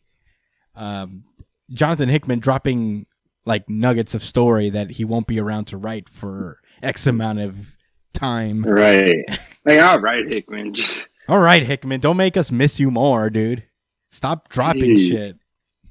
So yeah, 1 will be severed from the 5 in Otherworld, and 1 will never recover from it. And they ask, who is which? And she's like, how would I know that? You're all one person. And I'm like, ooh, throwing back in your feet. It's like, oh, fuck you, Destiny. Like, all right, yeah. You're such a bitch. You just did that on purpose. You didn't even have to. They're teenagers. That make you feel better, you blind woman. But yeah, Mystique and Destiny go in to meet with Emma Frost, and she tells them about everything that Magneto and Xavier have revealed to her. She just immediately snitches to the worst possible people. And she explains to them that, like, she's also pissed off about that. She's not a big fan of being kept in the dark for so long. And she reveals to them, like, a future, like that one part of Moira's life where they burned her alive. And they're not aware of it, obviously, because they're not aware of these lives. And not even Destiny is really aware of that this happened, because it happened in an entirely different life. But immediately, Destiny just kind of like sees this as kind of a manipulation play by Emma Frost. And so Mystique asks us, like, and if you had to choose us or them, and Emma's like honest. She's like, I'm not fucking with anybody. I'm on my own side here. It's every man for himself at this point, because fuck them, and I don't really vibe with y'all, really. I'm just telling you guys it feels to just... Right, I see the shiesty shit y'all do. Yeah. Y'all not low. Yeah. So, yeah, Destiny is like, you have gifts, don't you? So I think, like, she did call them in here, not to ally with them, but to, like, give them a means to fuck up whatever Charles and Magneto have in store. We then cut over to Moira in her safe house in Paris, and she just goes walking down the street, where she is then immediately arrested by AIM and SHIELD agents. And they pull up on her. Yeah, I saw that, and I was like, whoa, that's not good. Not at all. Like, that's it. They lost. Yeah. Yeah, that's what immediately is like, what now? What do you do now? And they poured her away. Meanwhile, Magneto and Charles have this, like, philosophical debate about what they're doing. He's like, man, you think this shit's going to blow up in our face? And Xavier's like, no, it'll be different. You know, nah, not at all. So, yeah, he's basically like, this is like where it gets like kind of interesting, where he says, you saw how Emma looked at us when she saw it, right? Saw right through it. We always win. And I think like that's what she said in the last issue, but that gets repeated later, because as we cut over to the Orcus Forge, we get this conversation between the cyborg lady from the future and Nimrod. And it turns out she is from the future. Like she's not another iteration of this person in this current time. She came from the future that we've seen before. And she explains that like way back in the day, well, like in her future, the person that she is becomes a machine person, wait, what was it? Like fairly recent, 2 years from the date that they're in right now. So she's there early. And Nimrod also is early in this time period. And she explains what happened in her future, where the children of the Vault actually come out and start to like fuck shit up. And we all think that this is going to be the start of post-humanity. but they get defeated by Apocalypse apparently because he comes back, and I'm like, yo, Daddy Apocalypse. Oh snap! They're a big deal. Okay. Yeah. All right. Yeah. So they pull up, and then in response, they create Nimrod, and they send Nimrod to the past to fuck shit up for mutants in their infancy, but that doesn't work. Nimrod fails, and then which I learned, by the way, that is supposed to explain the Nimrod that showed up in the old X-Men comics. Mm-hmm. That explains the Nimrod that because remember it's one continuous what do you call that, continuity? Mm-hmm. Continuous continuity. Jeez. Yeah. I could have said that better. Well, anyway, it's okay. Hey, it's okay. That's all I'm trying to say. Like, in case you wasn't really 100% sure with that. I'm implied, but thanks for the clarity. Honestly, that kind of helped. Remember the derpy one? The one that looks like that, and that's basically him. That's the one they sent him in the past. Okay, yeah, that's cool. Well, yeah, they sent him in the past. His thing fails, and then mutant. Yeah, because he's a derp. Yeah, he's a derp. And 80s X-Men, of course they was gonna win. Yeah. And then going forward. Oh, and then shit turns up to 1,000. Yeah, the mutants just continue to. All they do is win all over the place. They just trounce like post-humans and machines alike, and then they just steal the powers of the fucking basic machine gods one by one. Of the phalanx. Yeah, the phalanx, essentially. They just fucking continue to whoop ass through the galaxy. And they start hunting them down for, whatever reason, resources or knowledge. Whatever, dude. Whatever it is. They become masters of this universe, I guess. Some shit. They just win. They just like kick ass. And one of the Titans, which is like, I guess, one of the gods. I know that there's like a full breakdown of the hierarchy of these like phalanx. Titans are one of them. One of them takes the woman, the cyborg lady, and teleports her to the current timeline. And that's what happens. They say a trickster Titan. Yeah. I wonder who that could be referencing. It's this little machine thing. It's the phalanx. Yeah. What do you... do you think that might be... what's his name? WizKid. Warlock. Imagine if it's Warlock. Think about it, man. He's the only one that's like... he's defected from... Alright, look at the trickster Titan. Betrayer and coward of its brother and sister machines. Yeah. Remember, it did defect from the phalanx in the first place because it's a mutant. Mm-hmm. It's a mutant phalanx, but yeah. Downloaded my mind and pushed it through a black hole to infect and overwrite the me who lived in the past but had not yet awakened. Okay. Yeah. I mean, who knows? Crazy stuff. It's pretty wild. Reading this, I was like, whoa, what the fuck? This isn't the story I know. Oh, actually, okay, so I think I a little bit put it together. Okay, so basically, this lady comes back, and she starts Orcus with Killian Devo, and I don't know if he's like a character from the past, but he basically finds him, gives him new eyes, and they both build Orcus together.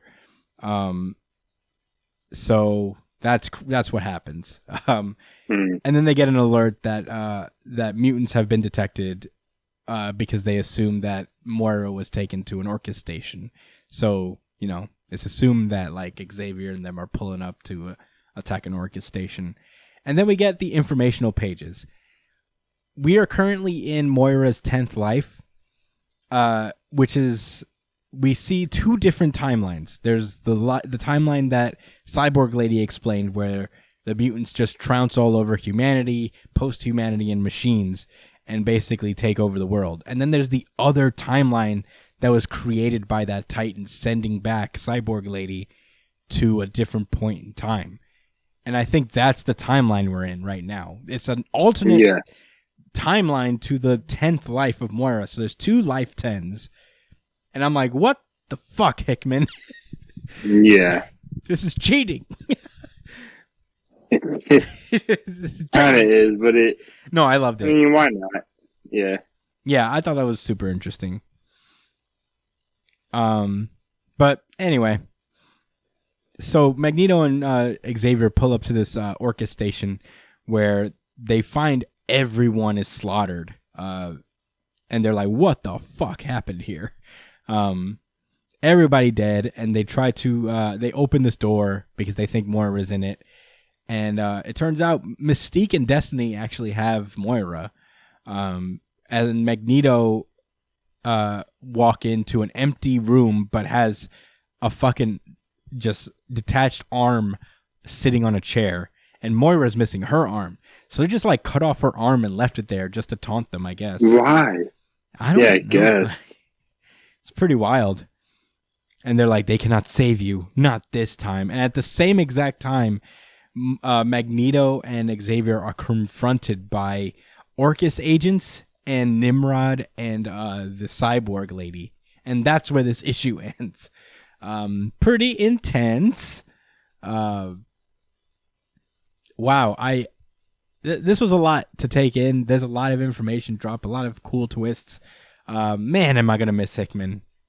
I can't believe this shit's being prolonged the way it is. Yeah, no. And don't get me wrong, I love the X-Men run and all the X-Men books, but come on, dude, this is just great. I can't believe that we're gonna have to wait for who knows how long to get like kind of what Hickman is trying to get at with this entire Another saga. couple years at least. Yeah, I mean, I almost wish I didn't know.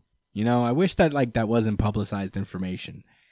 You know, because that kind of makes it worse for me. But yeah, he showed. I wish the curtain was still up, was still down. I mean, they revealed what's going on behind the scenes, and that's the thing with American comics. It's now tough. we have no reason.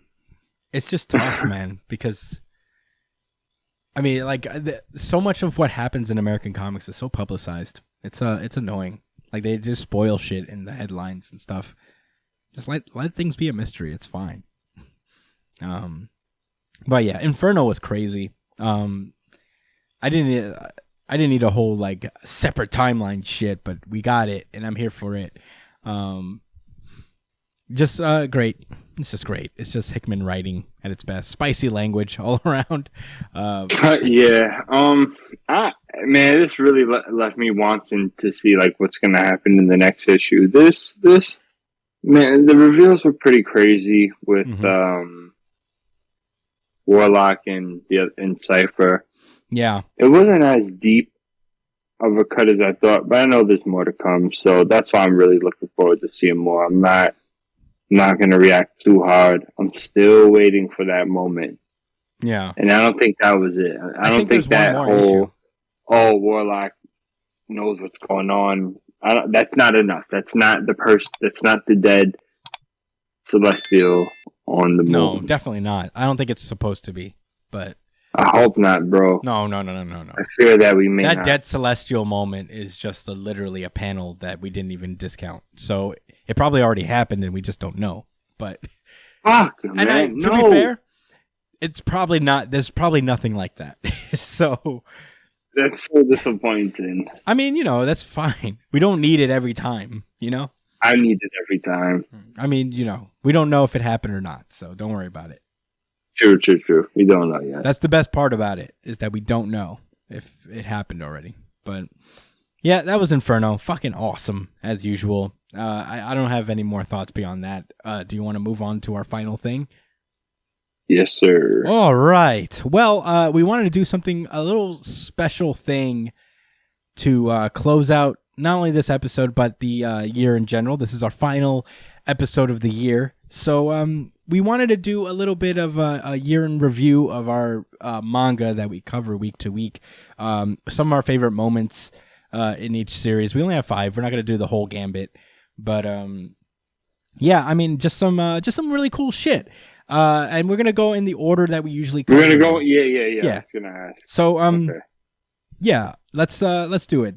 I wanted to start off with doing the best moments in One Piece for 2021.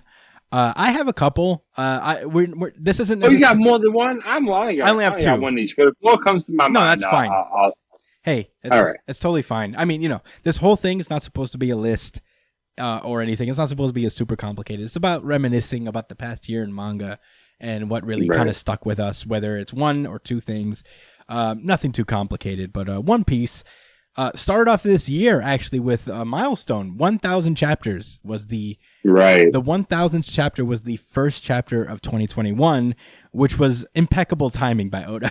Honestly, to get that, that's tough, but good for him. Honestly, and since then it's been basically nothing but Wano. There's actually only been 36 chapters of One Piece in 2021. Because it has a break every week. There's only 3 chapters a month, save for like 1 or 2 months where they did all the whole month. But there's only been 36 chapters for the most part, and it's all been like battle stuff because they're currently taking on Kaido. Obviously, the big one, Luffy, Kid, Law, and Killer versus Kaido. That was fucking and Big Mom. And Big Mom, just a melee fight, dope as fuck. Just such a great moment. One thing that stuck out for me that might not stick out for a lot of people was Frankie versus Sasaki. Honestly, sometimes I still think about that. Frankie to me is one of my favorite Straw Hats. He waffles around the top 3 a lot, honestly, because he's weirdly one of the more underappreciated Straw Hats, I think. And whenever he has a battle, it's always weirdly memorable. It's this one, Sasaki versus the Triceratops, where it's just a giant mech versus a 3-horn monster. There's the battle he had with Senior Pink. What a crazy battle that I feel like Oda just uses him to just do shit that he wants to do, little side stories that he had ideas for. And this battle was just so fun and so goofy, but so dope at the same time. The way he caught Sasaki just ejecting from his robot as Sasaki destroyed it and then catching him with that laser. So cool. But yeah, that really sticks out with me. What's your favorite moments in One Piece for 2021, Jaush? I really liked when they had the fight with when it was Cat Viper versus Candyman. Oh, Perospero? Yeah, man, that shit was personal. That was a good fight, but I don't know, it wasn't my. I want to say it was my favorite. You kind of took one of mine. The big I'm not one? even gonna lie. I mean, all right. Huh? Yeah, I was gonna say, the 4, because it was just iconic. Yeah. But the fight itself wasn't all that crazy, but it was pretty lit. All right. I really liked the fight with with Robin. Yeah. When she pulled that big monster, I was really surprised. Yeah. I thought that was really dope. And I liked how Brooke came in and saved it too. That was a cool moment. It was a cool team moment. And is there anything else? I think Momonosuke turning into the big dragon was really, really cool. Yeah, that was a cool I like moment. that. That was one of my favorite chapters. Yeah, lots of cool Turn into a grown dragon. Yeah, lots of cool iconic And Luffy One Piece punched moments. Kaido in the face. Yeah. That shit was funny. Uppercut. It's fucking dope, man. Lots of cool iconic moments in One Piece. This is obviously Oda's biggest arc ever, and we're just in the trenches of it, basically. And I guess we're easing towards the end of it because I think after Zoro, that's about it. There's no more Toby Roppo. Yeah. Queen's down. There shouldn't be any more individual battles, at least that I'm aware of. So I guess the CP0 folk versus X-Drake and Apu. But I feel like those are one chapter deals. Yeah. So, I mean, Wano will probably be over pretty soon after 2022 starts. Maybe at the end of the first quarter of the year. Maybe a little longer. I don't know. Oda likes to drag shit out. But great year for One Piece, obviously. Very fun. Yeah. Only wish we only had more chapters, but it'd be that way sometimes. And with that, I think we should move on to these are our favorite moments from My Hero Academia in 2021. I'm starting this one off. Now, I wouldn't say my favorite, but most memorable. You cannot forget the Dirty Chronicle. Dirty Deku. And I have all these abilities. Yeah, because he was filthy. He was filthy. He was moving filthy, and the lack of development, that led to him having cool new abilities right on the spot was also dirty. Dirty writing. No, sorry, Brian's not here to defend it. Not in the spot. It was built up on the spot, bro. Fujin, Raijin. No, they established that there are other hosts of All for One, so it would stand to reason that he has other powers. We knew that was going to happen, is the fact that he just had a handful of them, like, out of nowhere. Yeah, I don't know. I was a little disappointed. Well, this is supposed to be our most memorable moments. It was memorable. It was very memorable, bro. Well, I'll say another one that I'm gonna steal from you because you stole from me last time. Come on, Star and Stripe, the scrap with Sugar. That was fucking insane. I mean, it was America in full force, USA. You already know. It was jumping around on talking a lot of shit. Sorry, but he got punched in the face a lot of times, so it was okay. I mean, what else can I say, man? Yeah, about her. I mean, in that situation, she lost though. In all honesty, My Hero Academia this year has been a bit of an emotional roller coaster for us. Weirdly enough, like My Hero Academia started the year with right about the break into Tartarus, actually.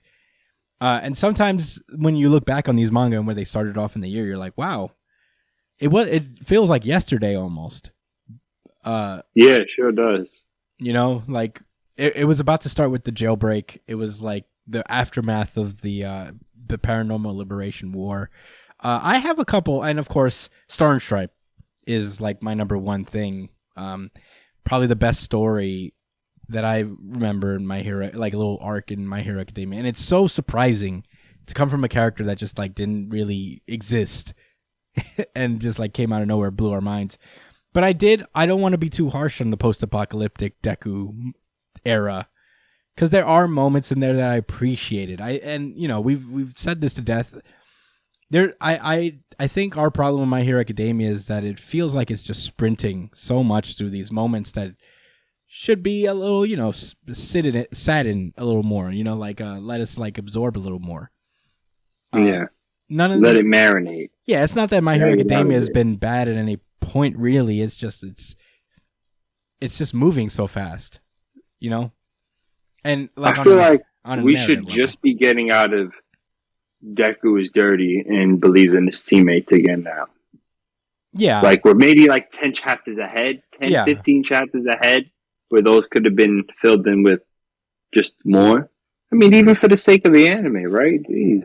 Yeah, I mean, what do they want to have a 10-episode anime season? Yeah. Well, actually, yeah. They could if they wanted to.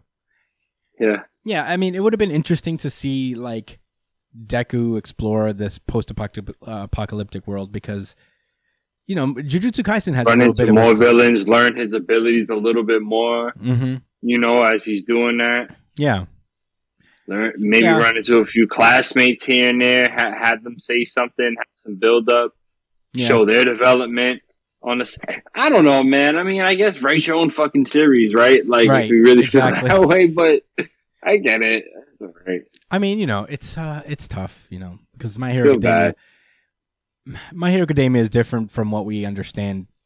Like I guess we're very used to a certain type of shonen series, and for better or for worse, My Hero Academia seems to revel in breaking stereotypes and tropes. For better or worse. Yeah, I mean, sometimes it works, sometimes it doesn't. But who knows? I mean, we're not Horikoshi, and I'm still enjoying it. Fair enough. I'm hoping that I am still enjoying it. Fair enough as well. Yeah, I mean, it sucks, but not My Hero Academia, but the idea, like all of our issues are more that like it's going away. It's like, are you rushing out the door, dude? I know, that's what it really comes down to. It's that's what I know at the end of the day, that like it's just it's going to be a point where it's not here. But Brian brought up a point saying that excuse me, sorry guys, I couldn't hit the mute button because mid sneeze. Yeah, mid sneeze. Sorry guys, but man, I might get a part 2. We could save more of that talk for when we cover. For sure. I mean, it'll undoubtedly be brought up again. Hey, I mean, to end on something positive, Horikoshi is still a masterful artist. Like some of the stuff he's been doing in My Hero Academia artistically has been pretty fucking awesome. So, I'm glad that's still He made Stain look cool. And like, technically speaking, he's a very ugly character. Who? Stain? Yeah. I mean, designs are cool. He made him look awesome, but he's just a hideous character. I mean, I didn't mean that like everyone's handsome in My Hero Academia. I think. Oh no! I just feel like if anyone else drew Stain, he just looked literally like a stain with a sword and clothing and teeth. Yeah. But yeah, I remember his teeth. Yeah, but that's our year in review for My Hero Academia. We're glad it's still here, and we're looking forward for more. Hopefully he doesn't fulfill his promise and end it by the end of 2022. But with that being said, now we move on to our year in review for Jujutsu Kaisen. And I was actually so shocked at how much I actually enjoyed a lot of Jujutsu Kaisen this year. Like, I have more things about Jujutsu Kaisen than any other manga. Wow. Come on, can we both do the one that we both already know is on our mind? Higuruma? Can we start with that one? Oh, Maki? Yes. Yeah, the Zenin Clan Murder Massacre. Massacre Maki. Yeah, the Zenin Clan Massacre. Fucking crazy. The Zenin Clan Massacre of 2021. Dude. Oh, boy. Dude, I mean, that arc. You thought Itachi did his clan dirty? Maki disrespected her clan. Like, Itachi gave them all, like, I guess, pleasant deaths for the most part. Like, like execution style. Maki embarrassed her family before she killed them. Yeah. Like, they all thought that it was sweet with her. And then they all got... I remember the one guy with the eyes, and he was like, we did it. We killed her, as he falls to her death, not knowing that she completely just like killed everyone he knows and loves. She did them so dirty, dude. It was awesome. Naoya got it pretty bad. Oh man, he got his face caved in. Yo. Oh shit. Damn. Yeah, he died too. That's crazy. Yeah, we thought he was going to be a character for a while. He definitely wasn't. Yeah, I mean, I think it's safe to say that Jujutsu Kaisen might be the greasiest manga to ever hit Shonen Jump, because they violate people left and right in that show. It's pretty incredible. Everything. Another one? Yeah, I have a couple. First of all, like the post Shibuya. Going with that? With Maki? Oh, yeah, you finished? Yeah. Do you have anything else? Yeah.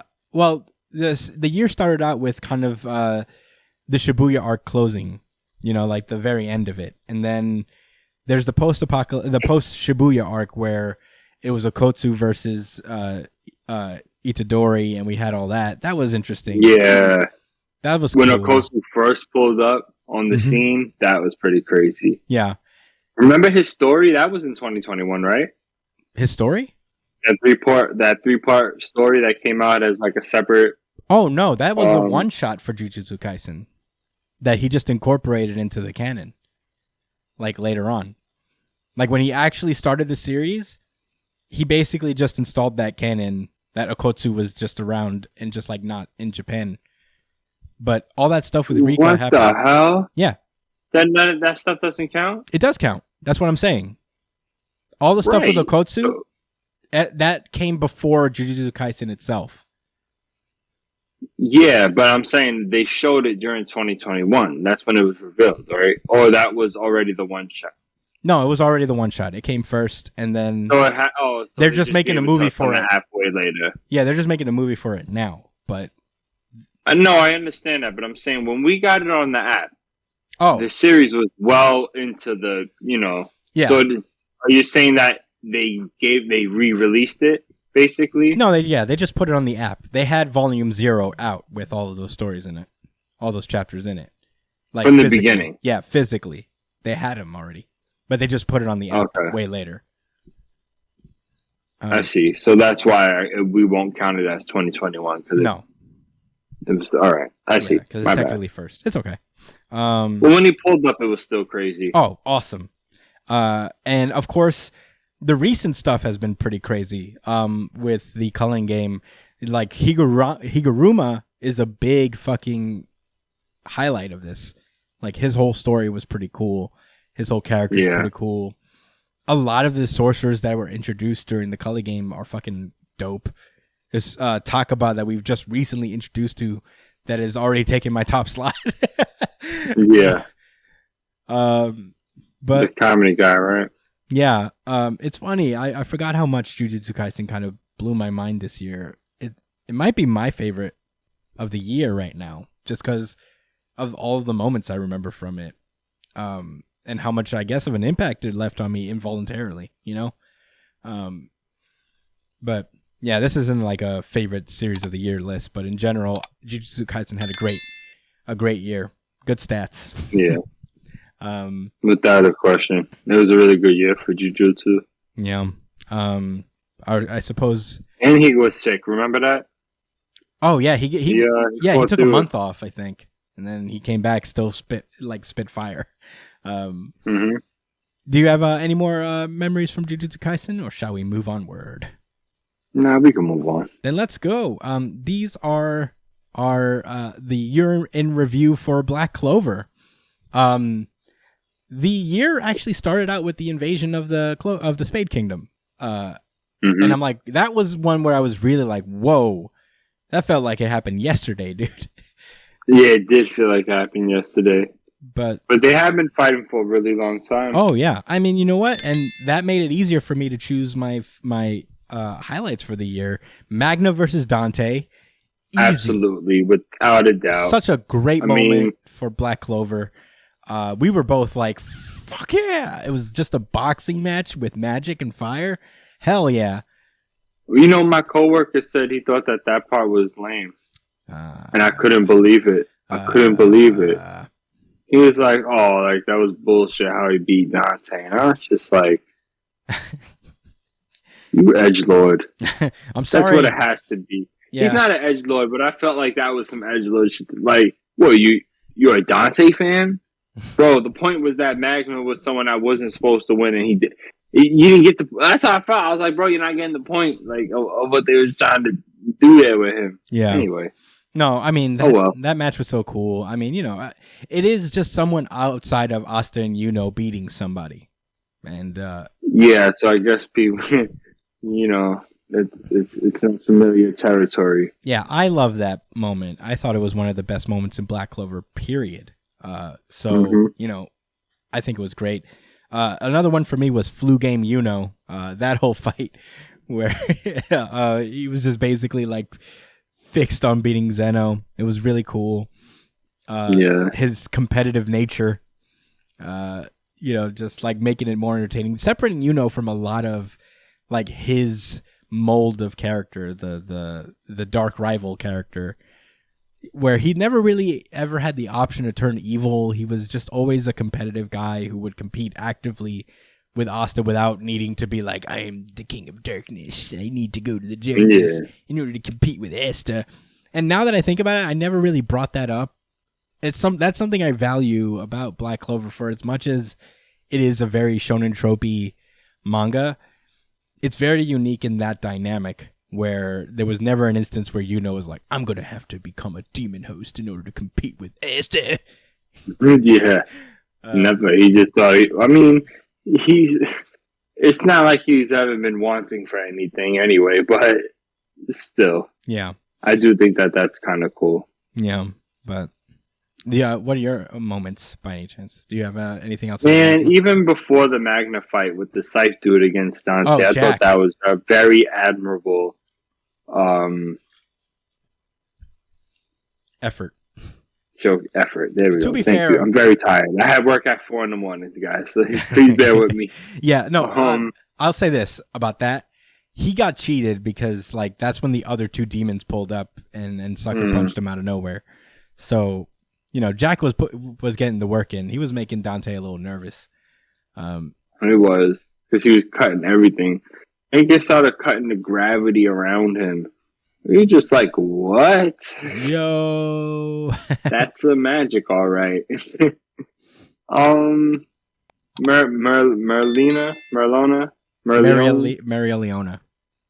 Her punching a hole through the fucking giant's face was pretty lit. Yeah, pretty cool. The art has been a highlight. That's another one where the art has been just like, wow, he's really come leaps and bounds from where Black Clover started. And Tabata is a fantastic artist. He's really showed out this year.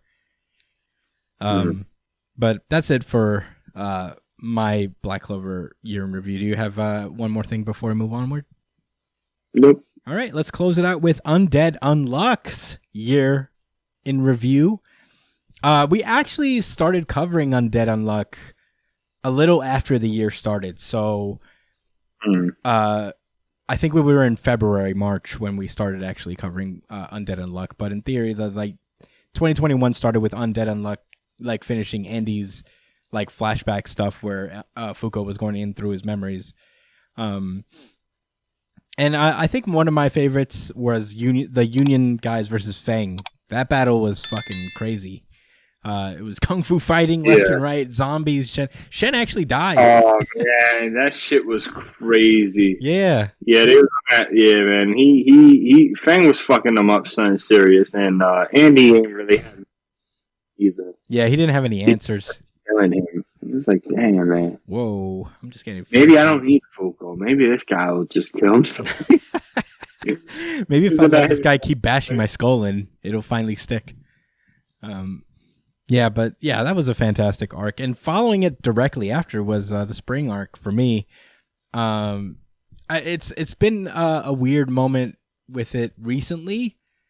It's never been like outright bad, but it's like felt like there was a momentum shift brought on by Undead Unluck. I think it's definitely editorially that Undead Unluck is kind of like ranking in the bottom these days for whatever reason. So, I think like that put the fast forward button, as like Undead Unluck has had to do a couple times in its run on this arc. Yeah, we noticed that prior to the Fang arc, actually. Yeah, a lot of times I would say, I think like Victor probably came out earlier than he was supposed to. Way earlier, yeah. Yeah, like that was a big reveal that you could tell was like that was supposed to be like for a little bit further down the road. But yeah, I mean, spring arc was interesting. It wasn't a straight out and out battle. Like the only battles that were necessarily supposed to happen were between the individual Union and Under members that we only got to see really one of. Which was really awesome. Yeah, and it was dope. I'm even more disappointed that we couldn't get more. Yeah, it's a sad thing, but it's kind of, I feel like that's an out of ours and the artist's control as well. But Undead Unluck has been a fantastic addition. It feels like we've been covering it forever, honestly. Top's backstory was fucking crazy. Yeah, this is really sad. Yeah, we got Top's backstory this year. It was great. Man, this has been just like a fun year for a fun series. And it's not gonna crack my like top 10 favorite ever, but it's a solid series, and I enjoy covering it week to week. I'm happy I get to read it. Yeah, me too. I hope it gets to. I'm glad that people voted it in. Yeah, the dark horse contender, as for real. For real, I really thought it was gonna be Mashal, honestly. But with that being said, those are our years in review. Please let us know what you guys think. What are your favorite moments, least favorite moments, whatever year in review stuff you have for any of the manga we cover. One Piece, My Hero Academia, Jujutsu Kaisen, Black Clover, and Undead Unluck. Let us know in the comments below. Email us at New Jump City. Yeah, I think that's it for us this week. That has been our show. Oh, man. There you go. Yeah. Oh, my goodness. Final show of the new year. I hope you guys enjoyed it. Thank you guys so much for listening. As always, we hope to keep you going for the next year. Let's keep this thing growing. You can find me at... Yes, sir. Yes, sir. Yeah, you can find me at the Chris Espinal on Twitter and Instagram. Josh at JDCole_37 on Instagram. At NYChillin on Twitter. New Jump City is on Twitter and Instagram. At New Jump City on Twitter and Instagram as well. Brian, I don't think I plugged earlier. Our producer, Edgelord Big News Brian, is on b.esp on Twitter and Instagram. Or you can check him out streaming. He streams video games every now and then on twitch.tv/It's Punchline. Check him out on that. Email us at newjumpcitypod@gmail.com with any questions, suggestions, anything you guys want us to talk about. Let us know. Or you can comment on whatever video you're watching, whether it's the full version or the little highlight breakouts we make for every series we cover. Subscribe to us. Give us a like. Very much appreciated. Subscribe to us on iTunes, Spotify, wherever you listen to podcasts. We are on there. And without further ado, thank you guys so much for listening. We'll see you in 2022. Happy New Year, New Jump citizens! Happy New Year, guys. Peace out. And be safe that night. Think about your liver. Drink water. Stay hydrated. Right. Don't get shot.